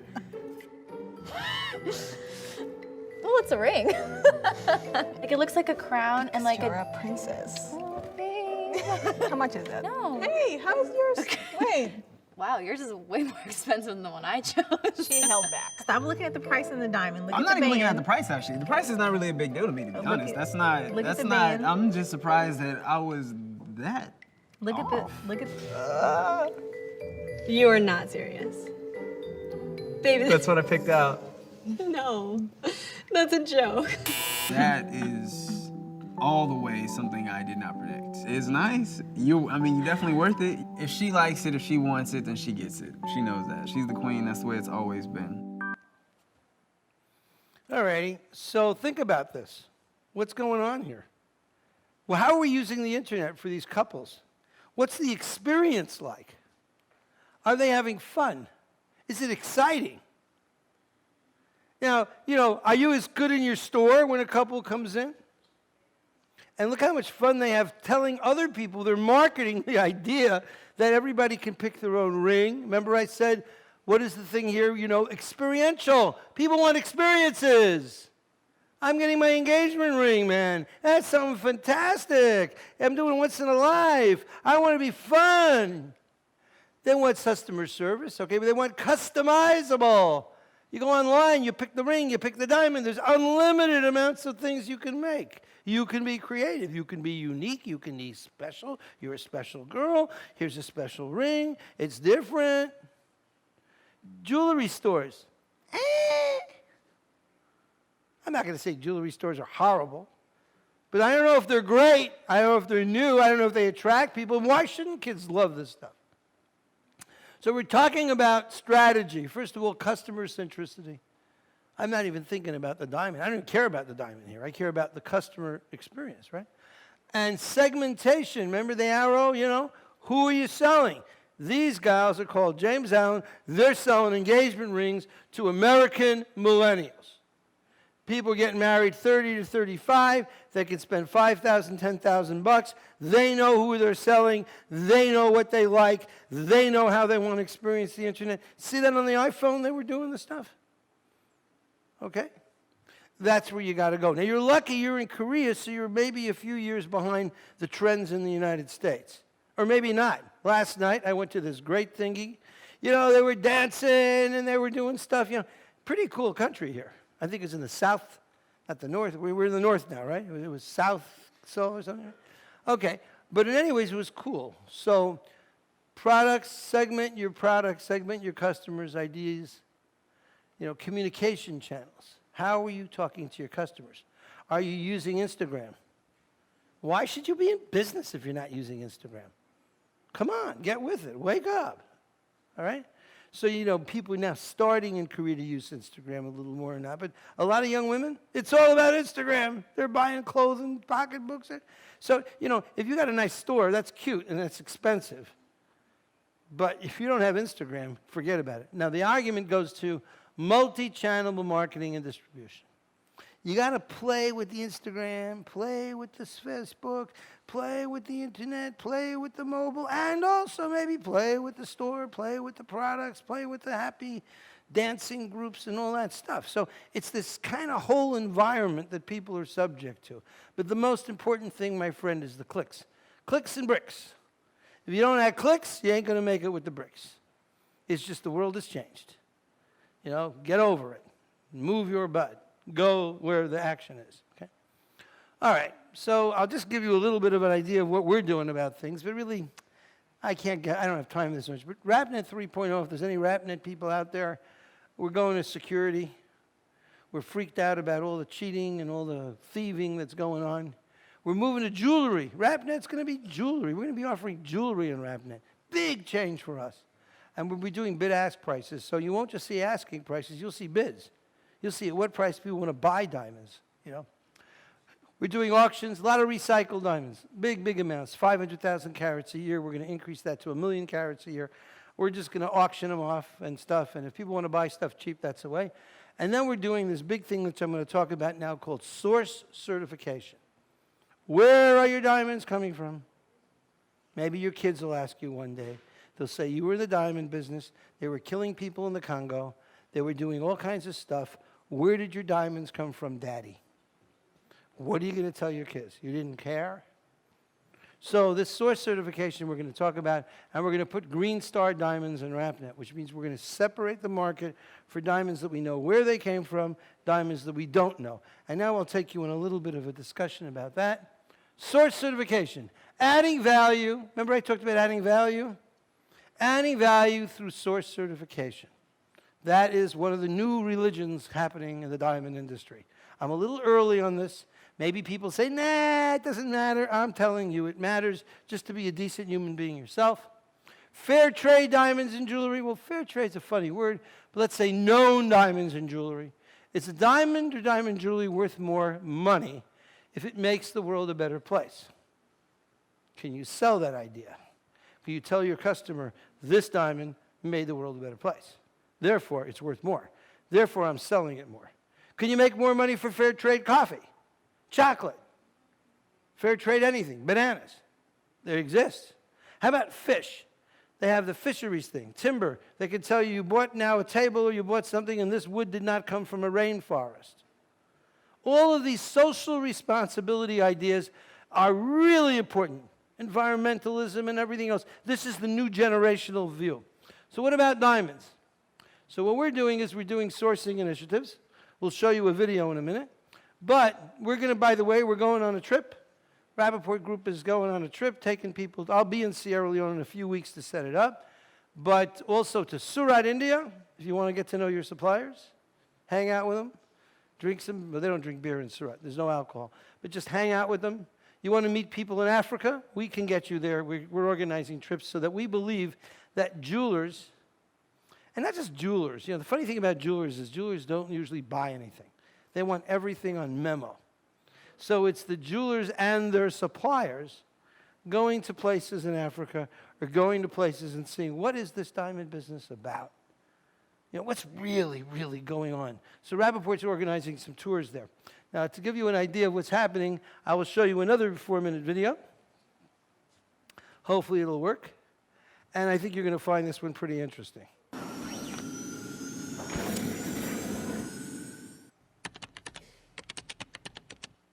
This is Sierra Leone, West Africa.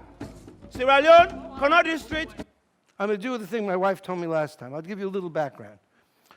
We, Rapaport Group was in Sierra Leone during the war. I was in the amputee camps. The United States State Department sent me to negotiate with terrorists. It was crazy. But I saw dead bodies. Very shocking, freaked me out. I saw the amputee camp with thousands of people missing limbs. And I said, I'm going to make sure that this doesn't happen anymore as best as I can. And so there's the Kimberley process, which is a greenwashing, but whatever. So I have a relationship with Sierra Leone for a while. And then 5 diggers, the poorest people in the world, $1 a day they're living on, not enough food to eat, no water, no electricity, no school, no medical. These guys find a 709-carat diamond. Big, 14th biggest diamond in the world. And they find this diamond, and normally they would try to sell it to some smuggler who would give them instant cash. These guys are hungry, But they said, no, we're going to deliver this diamond to the president of Sierra Leone. They got in a Jeep and they gave him the diamond. Now, in the old days, the president would just take the diamond. Thank you, bye-bye. But this president said, no, we're going to be transparent. And we're going to sell it.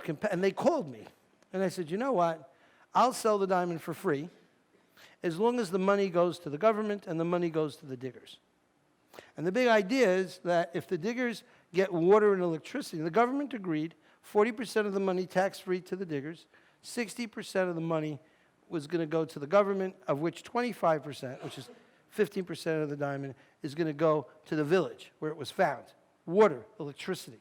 And in fact, I'm going to Sierra Leone in a few weeks with my wife to go to visit the village and see, do they have water? What's going on there? So now this is the story about this diamond and how I sent my son to go down to Sierra Leone to check where was the diamond found. And he did this video.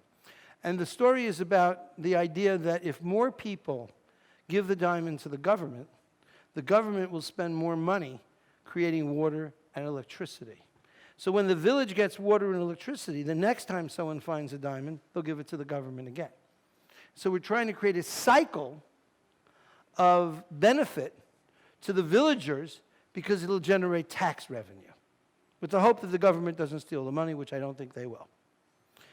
The other side of this coin is people like you who can sell diamonds for a higher price because of the story that the diamond has. Remember, we're not selling diamonds, we're selling stories that this diamond makes the world a better place, okay? So now you can have that background. I'll play the video for you so you can actually, whoa, I better punch this up or down, or there we go. Okay, I'll hit this again.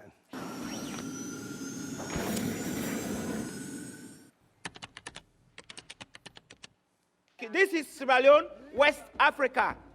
Sierra Leone, Connaught District, West Africa. Not East Africa, oh. Not South Africa, not North Africa. Sierra Leone, West Africa, Sierra Leone. With a population of 7.4 million people, Sierra Leone borders Guinea to the north and east, and Liberia to the southeast. Sierra Leone's life expectancy is rated at 50 years, one of the lowest in the world. With a gross domestic product of $4 billion, an estimated 70% of the population live under $2 a day. Sierra Leone is ranked one of the poorest countries in the world.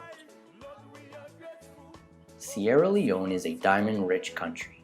In 2015, 420,000 carats of diamond were exported from Sierra Leone, valued at $150 million US. But where's that money going?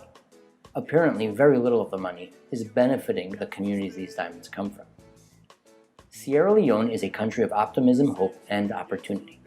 With 60% of Sierra Leone's youth unemployed, one can't help but wonder what potential Sierra Leone can offer the world if only conditions improve. On March 16, 2017, a 709-carat diamond was reportedly found in Sierra Leone. Immediately, the world showed interest, and with it the question, is the diamond found a fair trade diamond? Because most of us, we are digging the diamond, but we don't know the details about the value of it, the type of diamond minerals that came out of this ground. This should have not been the condition of our country today. And some of them, we just hear about them going up and down, exporting and importing. But what we are expecting them, only and solely that they should bring development in this country. We set out to Koyadu village to look for the pastor where the diamond was reportedly found. It all started in the days of our fathers. Diamonds were found during that period, like 80 carat, 90 carat, but we make no profit from them. It's like those diamonds were not taken the right way or taken to the government.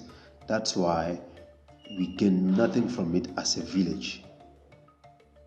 But for this present one, when we found this diamond, we told our supporters that we need to go straight to the government so that we'll be able to gain something profitable from it.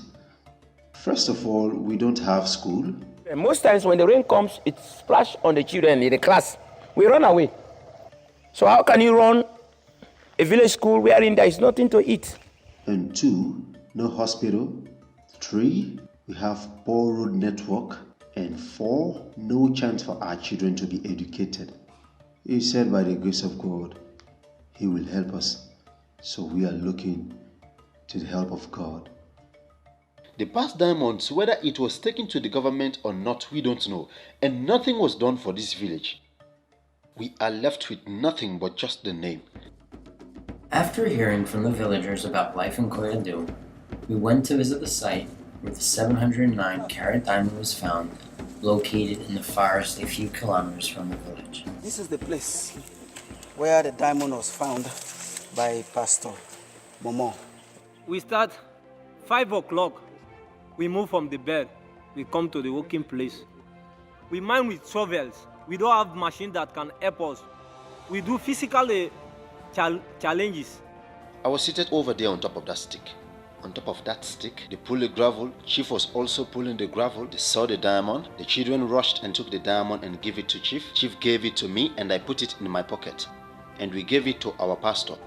I have never seen such type of diamond before. We were doing this job without any food. We only eat beans. Visiting Koyadu village and learning how difficult life is in Sierra Leone made me realize just how much this diamond can help these people.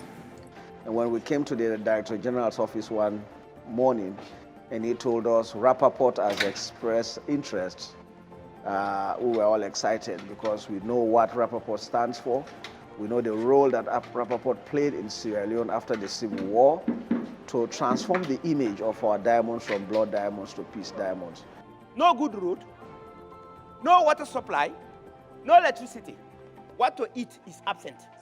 The diamond can bring us light here. So if whosoever buy the diamond, let him come with light in exchange. Barter system, we are no more slaves. Africa, we are no more slaves. Yes. I am Pastor Emmanuel Momo. I'm a diamond digger from Sierra Leone, Conodi Seeds. Please buy our natural diamond.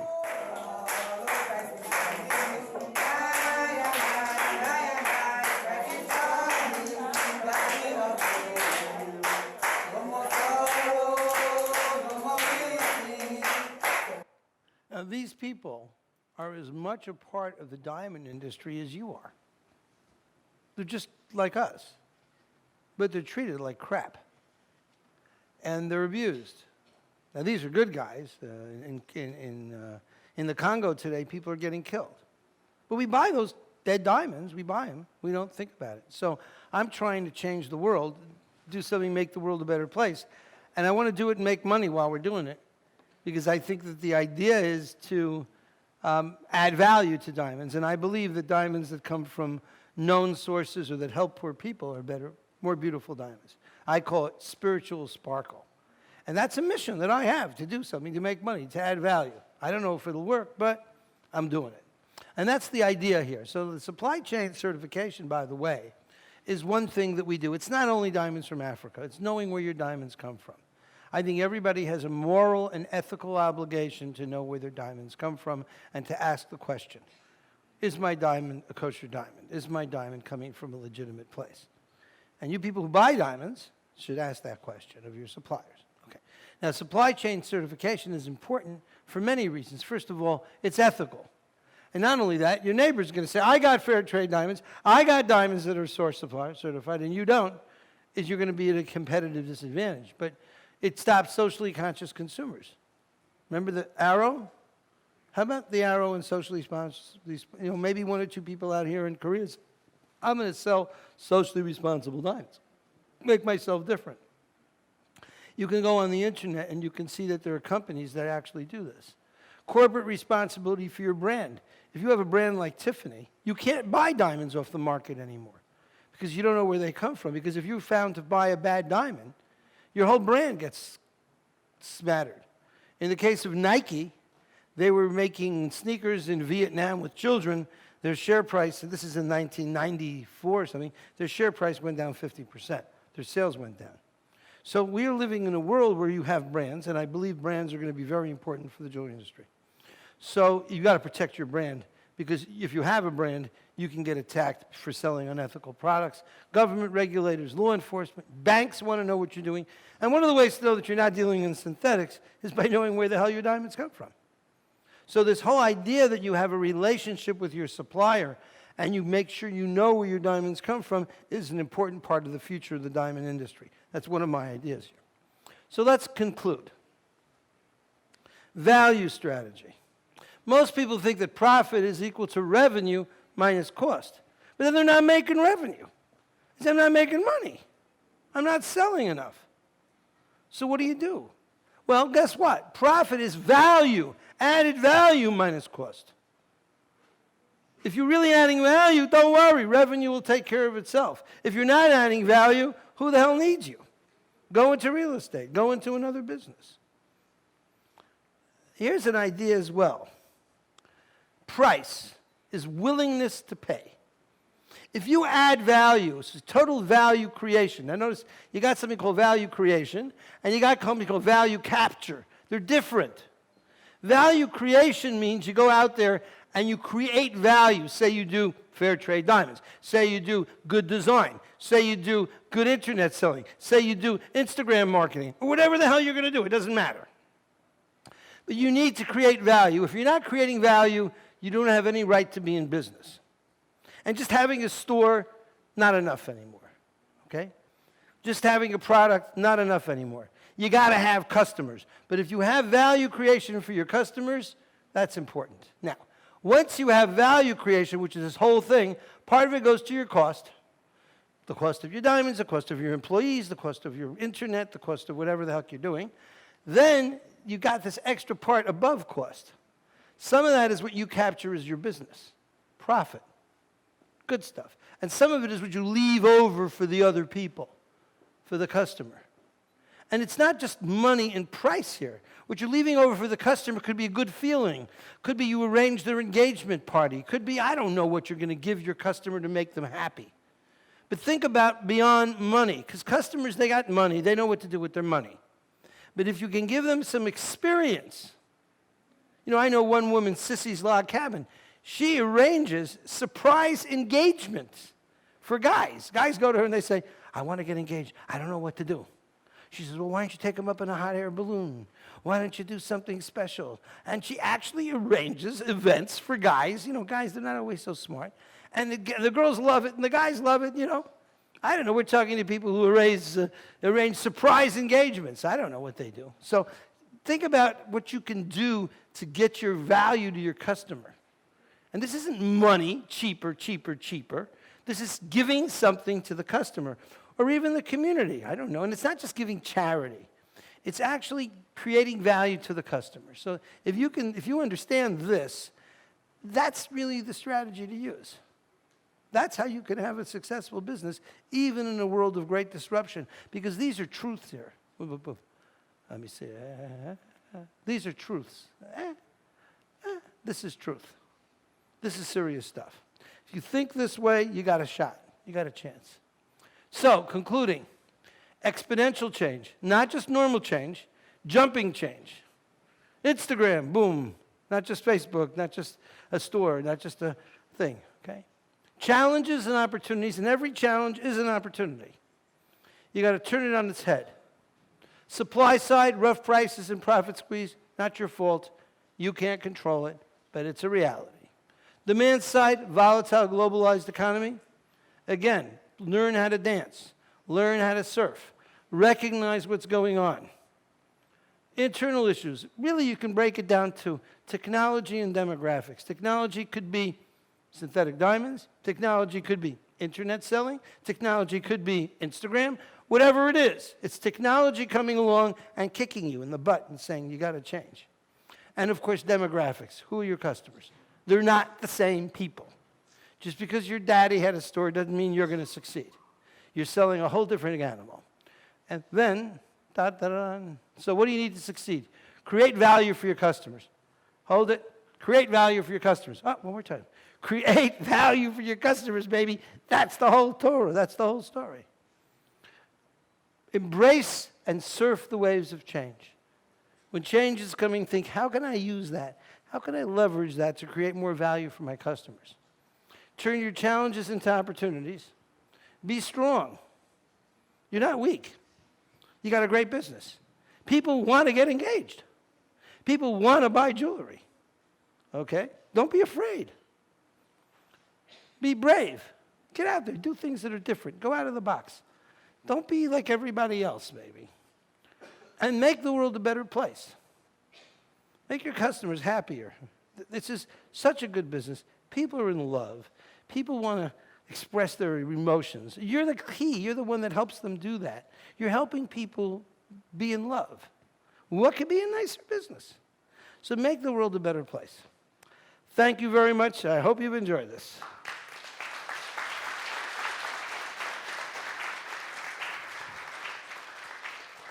All right.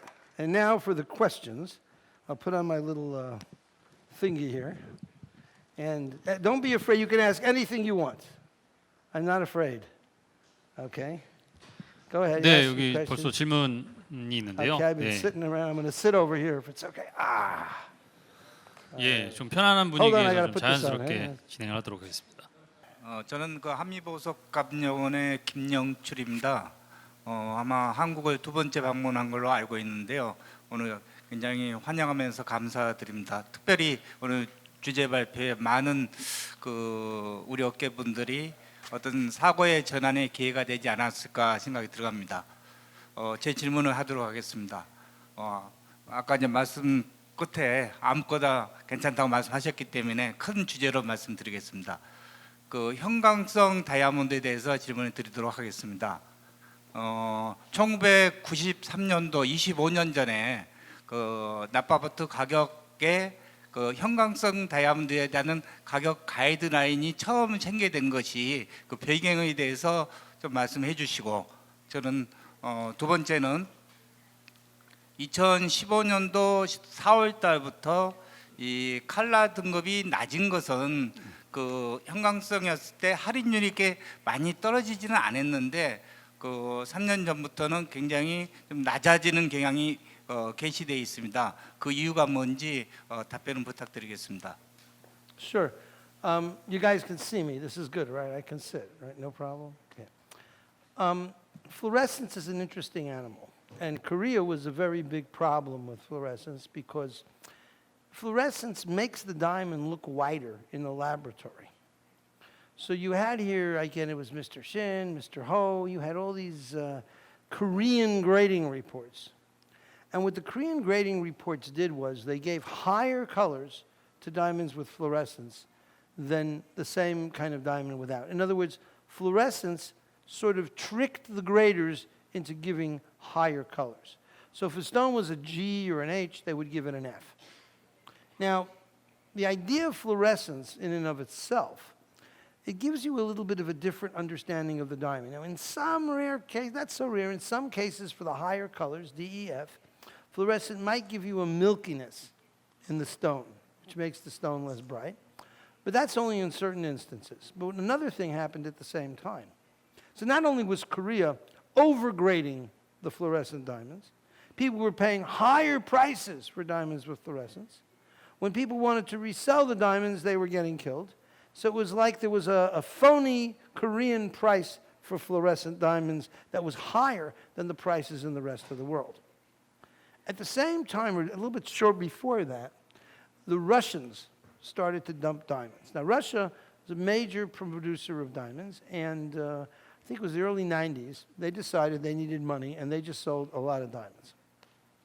And a very large percentage of the Russian diamonds were fluorescent.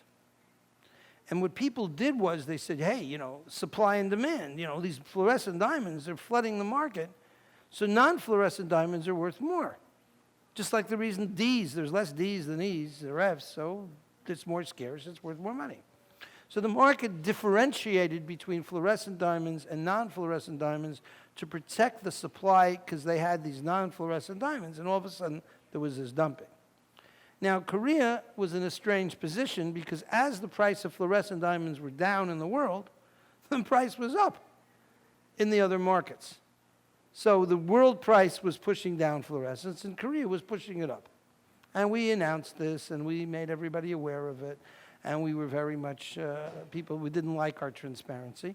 But the truth of the matter is that fluorescent diamonds are worth less because they are not as scarce as non-fluorescent diamonds. That's in the higher colors. But when you get to a J, K, L colored diamond, and you look at it, it really makes the diamond look better. So in markets like Indonesia, for example, or even Singapore, when you get lower colors, fluorescent is not seen as something bad, it's seen as something good. So when you talk about fluorescence, it's not a simple one-size-fits-all situation. Certain diamonds are worth less if they have fluorescence, a lot less. Ds, Es, Fs, VVSs, fluorescent, bang, kills the diamond. Unbelievable.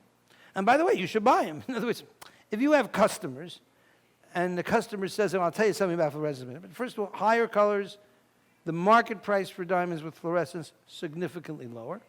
Lower colors, very marginal, sometimes people even like them. Now, you go to Blue Nile. Blue Nile is the largest seller of diamonds over the internet in the United States. They sell about $500 million a year. Now, when you look at Blue Nile, the prices look great. Unbelievable. And the jeweler says, how am I going to compete with Blue Nile? The Blue Nile is charging 30 below, 25 below. How am I as a jeweler going to compete? And it's a big problem for all the jewelers because they have labor, they have different costs, stores and everything. But if you look at the Blue Nile diamonds, and you can go, guys, go to BlueNile.com, you'll see a lot of the diamonds are fluorescence. So it became like a way in which to compete to offer diamonds at a lower price. And the consumer may not care. So, you know, if you're a merchandiser or or you're someone doing something, you might like the idea of fluorescence because it's all about value and it's all about taking care of the customer. The other thing you should be aware of, that if you're doing a layout, say Mel, you're putting together a layout, the fluorescent diamonds will look a little different than the non-fluorescent stones. So you don't want to mix them up too much. So if you were to make a necklace all fluorescent, good idea. You go to the discotheque, it's going to look great. And you shouldn't be afraid of fluorescence. It's all about value for your customer. So the fluorescent problem is there, but what the hell? You know, you don't only sell deflawless diamonds, you sell HSIs, you sell I2s, you sell, I don't know, whatever you want to sell. So you should have a big picture view. There are reasons why diamonds are going to be worth different values. People go crazy if the table is 64. People go, you know, the market is very weird. A good example are SIs. My God, I see, you know, I love GIA and I thank GIA. You know, I never thanked you, Sung-Hei, and I never thanked the GIA team here. Thank you very much for organizing this thing. You know, you should give her a applaud there. You know, so, you know, they really got me to come. I wasn't going to come here. Sung-Hei made me crazy, and she got me to come. And I thank the jewelry organization here who did this beautiful haul. So I want to thank all the people who put this together. Having said that, I don't know if GIA knows what an SI is. Okay? Eye clean is important. Once upon a time, in the days of crashes and Kronenshield, okay, an SI was an eye clean diamond. You looked at it, you didn't see anything.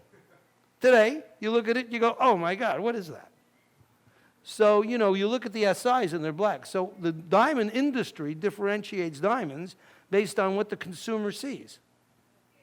The gemologist is looking with his binocular microscope, and his perception of the diamond is completely different than the perception of the consumer or the jeweler looking at a diamond. You guys need to sell the customer. If the diamond looks great, so you know, SI, you look at what the good is. If it's got a big black imperfection you can see from 3 miles away, I don't care if GI calls it an SI1 or not. So you have to have your opinion about the diamond, your view about what's beautiful. Use the grading reports. But the grading reports are not God. You're God if you're taking care of your customer. So if fluorescence is a game, play it. If SI is a game, you know, eye clean is a game, you know, just think, transcend the grading report, transcend the diamond, think about what you can do to make your customer happy. And I wouldn't be afraid of fluorescence. I tell the customer, listen, this is fluorescent, less expensive, good deal, lovely stone, you'll enjoy it in the discotheque. You know, don't be afraid, just be honest. You follow what I'm saying? If you don't know what to do, whenever you don't know what to do, just be transparent. Tell the truth. Push it to the customer. The customer will love you for telling them. Okay? So don't be afraid of fluorescent, and make sure you know what eye clean means. 두 번째 질문이 좀 정확히 이해가 못 되신 것 같은데요. 그러니까는 그 하이 그레이드는 그따선 치더던데 I 칼라에서 M 칼라가 2015년 3월 달까지는 0에서 플러스 2%였던 것이 4월 달부터 이 미디움 칼라부터 베리 스트롱까지가 I에서 M 칼라가 마이너스 13%, 20%로 바뀌었습니다. 그 바뀌게 된 배경에 대해서 여쭙는 겁니다. 그러니까 15% 이상 내지면 20% 이상이 더 다운됐다는 얘기가 되는 것이죠. 그런 어떤 이유가 있는 것인지 아니면 선호도가 떨어진 것인지. I guess it's because sometimes the market is stupid. In other words, we follow the market prices. And people in the market, they go nuts. I mean, look at the price of Tesla, okay? They go nuts. And we have to grow. You see, this is the bottom line for us is at what price can we put a diamond on the table? And if the market says we're going to give a big discount because of fluorescent, because we became fluorescent maniacs, all right, that's what we do. So we don't control the market. My view is, if it's 13% less, if you can buy a fluorescent diamond at 13% less, buy it, sell it, deal in it. Put a big sign up. We're the best sellers of fluorescent diamonds in the world because they're the greatest value. You know, I was listening to this lecture at Harvard last week, and we were talking about the guy in the watch business. You know, the watch business went all to quartz. And then this one guy, I forgot his name. Somebody here must know, the watch guy in Switzerland who became the leader of the mechanical artistic watch movement. Anybody know his name here? Well, yeah, what's his name? John, I have all these earphones on me. John, what? Bivet. Bivet, amazing guy. He was attacked. He's going to make, quartz and quartz and quartz. And he said, no. A mechanical watch is a work of art. So Bivet was speaking on this video. And Bivet said, only a dead fish goes with the current. Only a dead fish. So if the market is stupid, the hell with the market. Go your own way. And I'm thinking very much about this when we talk about synthetics. Because, the story about synthetics is very similar to the story about quartz watches. Okay? We take a diamond, some of the most expensive material known to man, even more expensive than, cocaine. And we cut it. We slice it. We sculpt it. We microsculpt the most expensive material in God's world. Wow! If that's not art, what is? But yet we're thinking about all these other things. So I'm saying to you, you need a Bouvet in the diamond industry. You need to think like Bouvet, and you need to tell the market, I'm going to make money on these things, and then maybe fluorescent diamonds will become worth more than regular ones. But it's up to you, not some crazy dealers and all this stuff. You need to find your customer, and you need to give them good value. And if the LM colors, I have to quote the market price. I can't make decisions about what's pretty and what's good. I have to say to you, my guys, this is available. Now, if I'll look into fluorescence now that you brought it up. But if you see a market and a product that is not priced correctly, buy it, sell it, make a market in it, okay? Like the stock market, you see a stock that you know is a good company and the price is too low, you can become Warren Buffett. Buy it. So look for value and don't be afraid of fluorescence, okay? And what we're doing is we're like a mirror. We're trying to be a good mirror. We're not always perfect. And we're reflecting the markets. If the market's doing things for fluorescence they shouldn't, buy it. Don't be afraid to swim against the current. Don't be a dead fish. 예, 가운데 세 번째 줄로. 네. Hello, I'm Indiana Jones. You call me Indiana. 저 여기 그 마틴 라파포트 회장님이 저한테 제가 전 세계로 다이아몬드를 찾으러 다닌다 했더니 인디애나 존스라고 별명을 지어주셨습니다 오늘. 그래서 제가 오늘 하고 싶은 질문은 딱 한 가지인데요. 아주 그냥 원론적이고 아주 그냥 간단한 질문인데 좀 빅 퀘스천입니다. 그냥 빅 퀘스천. 근데 뭐냐면은 제가 12년 정도 이제 다이아몬드를 제가 직접 사업을 하고 있고 그 전부터 이 인더스트리에 계속 있었는데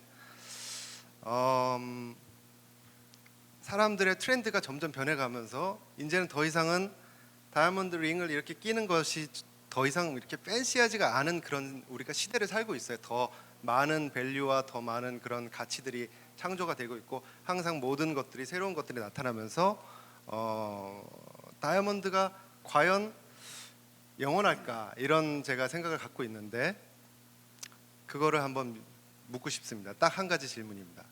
다이아몬드 가격이 향후 10년간 오를 것 같습니까? 이거를 한번 묻고 싶습니다. Yeah, I do. I think not only that it can go up, I think it will go up. We're now in an economic world with tremendous amount of change and uncertainty. We're in a world where the demand of diamonds has been neglected. One of the greatest things about synthetic diamonds is that it's forcing the natural diamond industry to reinvest in generic diamonds. So this kind of idea that we need to market diamonds and tell young people diamonds are great, diamonds are cool, it's waking up now. The Diamond Producers Association, they spent $120 million. They used to spend $200 million. I believe that we are going to see, like I said, between now and 2030, 1 billion new diamond consumers. I believe China will buy diamonds. Not only that, the fiasco that China has with their one-child policy has resulted in an imbalance between men and women. And women are very, very smart. And if you want a woman in China, show me. Show me the diamond. Show me that you love me. Show me the specialness. So, you know, you can buy flowers for a woman, and that may get you so far. But when you buy an expensive diamond, you see, you got to understand what's underlying demand. It sounds weird, and I don't want to be sexist, because, you know, there's also gays. But the girl wants the guy to feel financial pain. She wants the guy to know that if you want to marry me, I expect you to spend money on something that has no utility. It's not a refrigerator. You're never going to use it or wear it. It's something only for her. And she will look at it for a few minutes every day and think about the guy. That's what research tells us. So we were really selling here, like I said, transcend the product. So now, will this cause more demand for diamonds? Unless we as an industry are incredibly unethical and stupid, I believe the diamond will be fine. Diamond will be forever. Diamond will be strong. Because the need to give a gift between the man and the woman comes before diamonds. In Japan, they were giving pearls. In China, they were giving jade. In Botswana, they're giving cows. Okay? The idea that you're giving someone a gift which is a symbol of commitment, of relationship, something that is of value, is fundamental to the human condition. That's not going away. Now, will it be a diamond, or will you give her a pocketbook, or you'll give her an iPhone? I don't think so. So I believe diamonds will be good, diamonds will be strong. Now, they've gone down 50% in the last 10 years or 8 years. But that's because the world is in a weird place. So I think diamonds will be fine. I'm not guaranteeing they'll go up, and I don't know if they're a proper investment. Price. Yeah, what he's saying is, look, what you're saying, what people have to do, interesting. I live in a world what people actually do. There's a lot of reasons why rough is too high. Maybe it's because the banks in certain countries are oversupplying money. Maybe it's because people are bribing ministers. Lots of reasons. But what I think is that you just wait, you have a business, you take care of your customer. Now, whether or not the rough people make money or lose money, the hell with them. If suppliers come to you crying, I'm not making money, tell them to go to hell. You take care of your customer, and you literally piss on everybody else. Focus on your customer, focus on your added value, and don't care about the big diamond business. Now, diamonds are different, natural diamonds than synthetic diamonds, because natural diamonds will retain their value. All I can say is, for the past 500 years, they've retained their value. Do you think that's going to go away? I don't think so. I see the prices reached at auction for exceptional diamonds. $50 million? $20 million? And when you think about the value of diamonds, you can think about the value of money. Because diamonds don't have to go up. The dollar just has to go down, or the value of money has to go up. So inflation. So I can say to you, look, I'm not a prophet that I can foresee anything.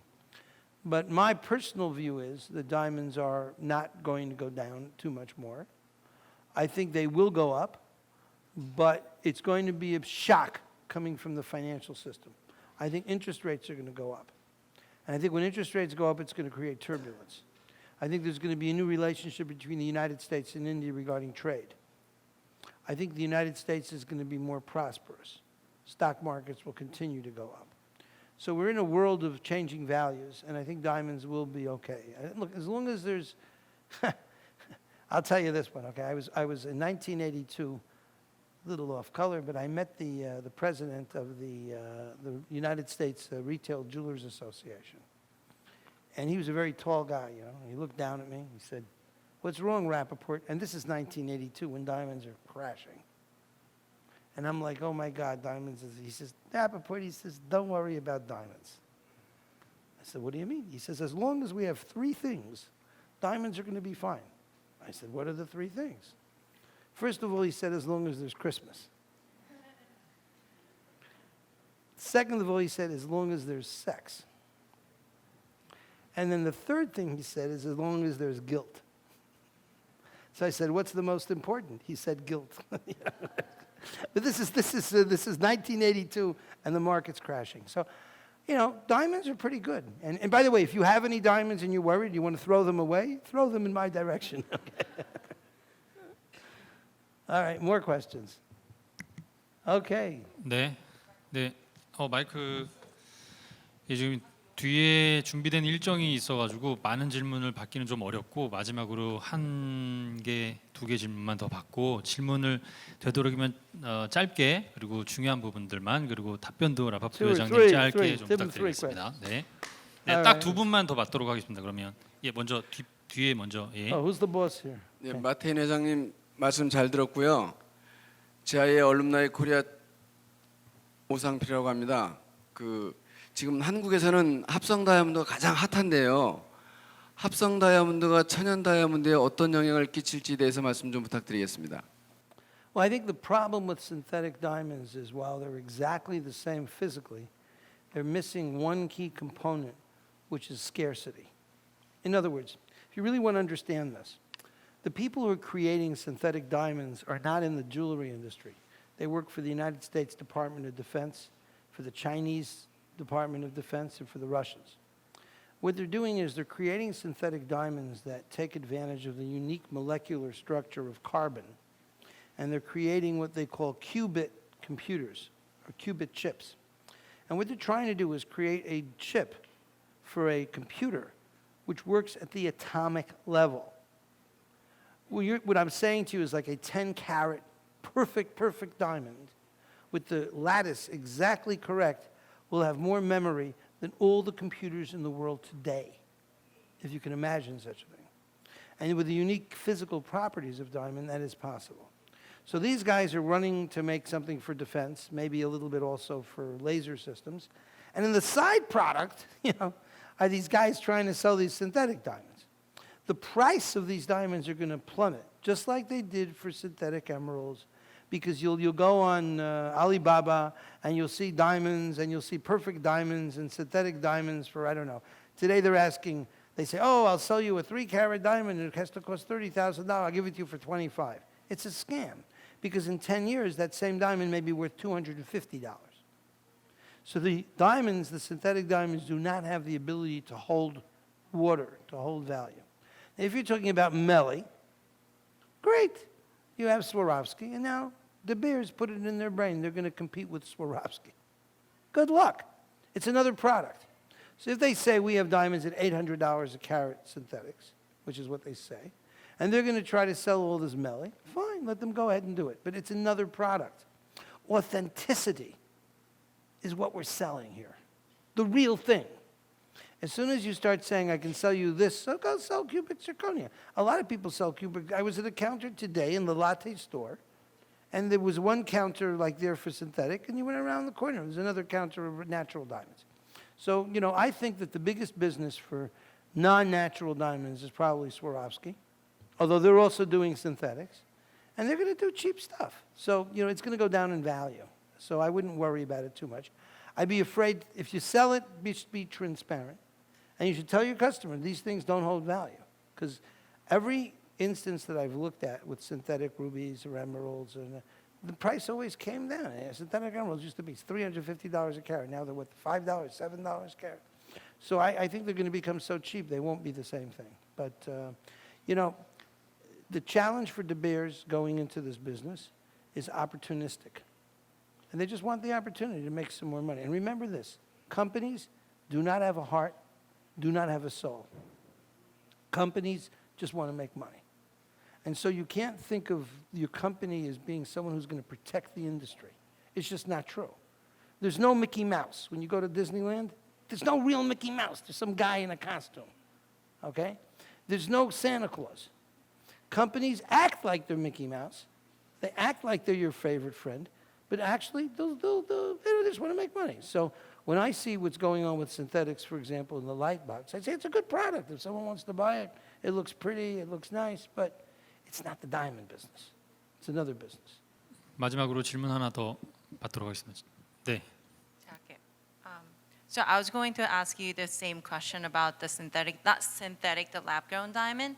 And apparently, I don't think you're very positive about the outlook of the synthetic or lab-grown diamond. Well, I thought the outlook is very promising since the recent entry of De Beers has proven. But what's your take on the growth of lab-grown diamond in the future, like let's say in 10 years or 20 years? Again, you know, it's the same question pretty much. The synthetic diamonds are another product. Cubic zirconia is a product. Moissanite is a product. And they're not natural diamonds. Now, the fact that you get real close to somebody doesn't mean you're the same thing. Let's say you have lithographs of paintings. And I can go and I can make a Mona Lisa. Exact same ink, exact same parchment, exact same strokes, because I have a supercomputer. Okay? Is that going to be the same thing and the same value? Let's say I use the computer systems of today with artificial intelligence, and I create another personality that's just like you, really like you. Same taste, same ideas. I watch everything that you do, from how you drive your car, because I have a Google car, and how you shop and what you do, and I create an artificial version of you. And I put it in some sexy robot. And it's going to happen in the next 20 years, probably. Is that you? Is that the same thing?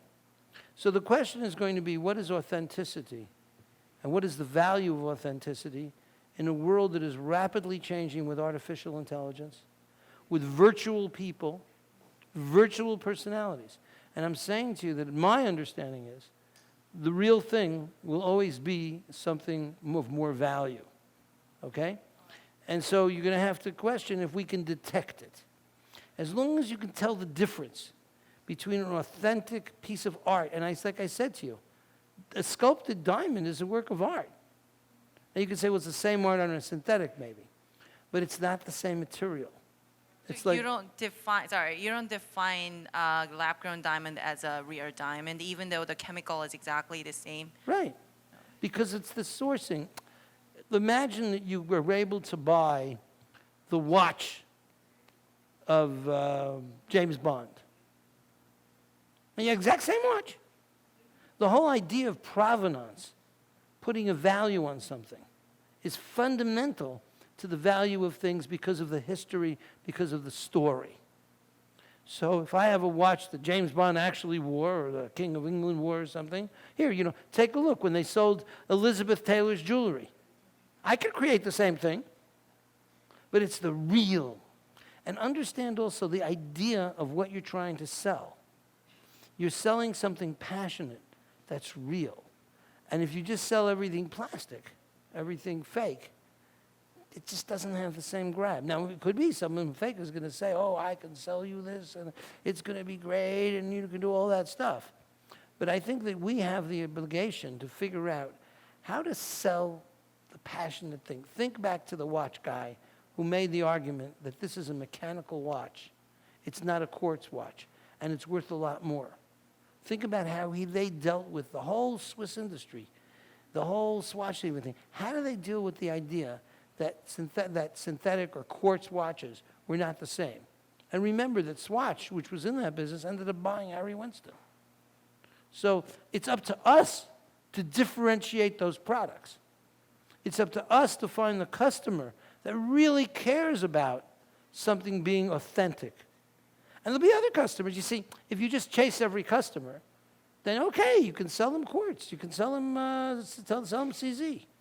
But if you want to be, here's a CZ, and here's a diamond, why are they paying so much more for the diamond?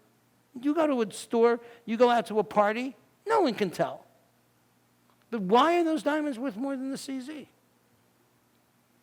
You follow what I'm saying here? So it's a challenge, but it's just one of the challenges that we face. All right? Okay. 네, 저 정말 원자재 공급에서부터 수요와 제품, 심지어는 멀티 채널에 이르기까지 굉장히 다양한 얘기를 해주셔가지고 지치지 않으셨나 모르겠는데 정말 아직도 에너지가 남아가신 것 같아요. 다시 한번 큰 박수 부탁드리겠습니다. 알밀 삼문 회장님하고 오케이. 라파포트 회장님을 좀 무대로 모시도록 하겠습니다. 그리고 감사패 수여는 우리 서울주얼리진흥재단의 김종목 이사장님께서 수고해 주시도록 하겠습니다.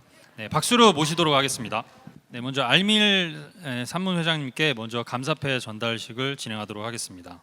감사패 귀하는 한국에서 개최되는 제2회 서울국제주얼리컨퍼런스의 초청 강연자로서 본 행사를 성공적으로 개최할 수 있도록 적극적인 협조와 후원을 해주심에 감사드리며 이 패를 전달해 드립니다. 2018년 10월 17일 서울주얼리진흥재단 이사장 김종목. 네, 큰 박수 부탁드리겠습니다. 네, 사진, 네, 앞쪽에 사진 같이 한번 부탁드리고요. 네.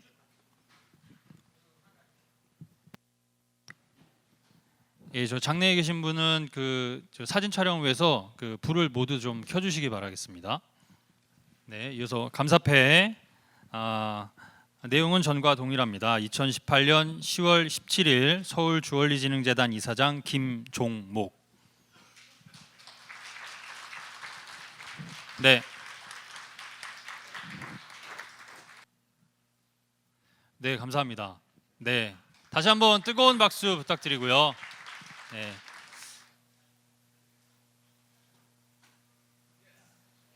네, 감사합니다.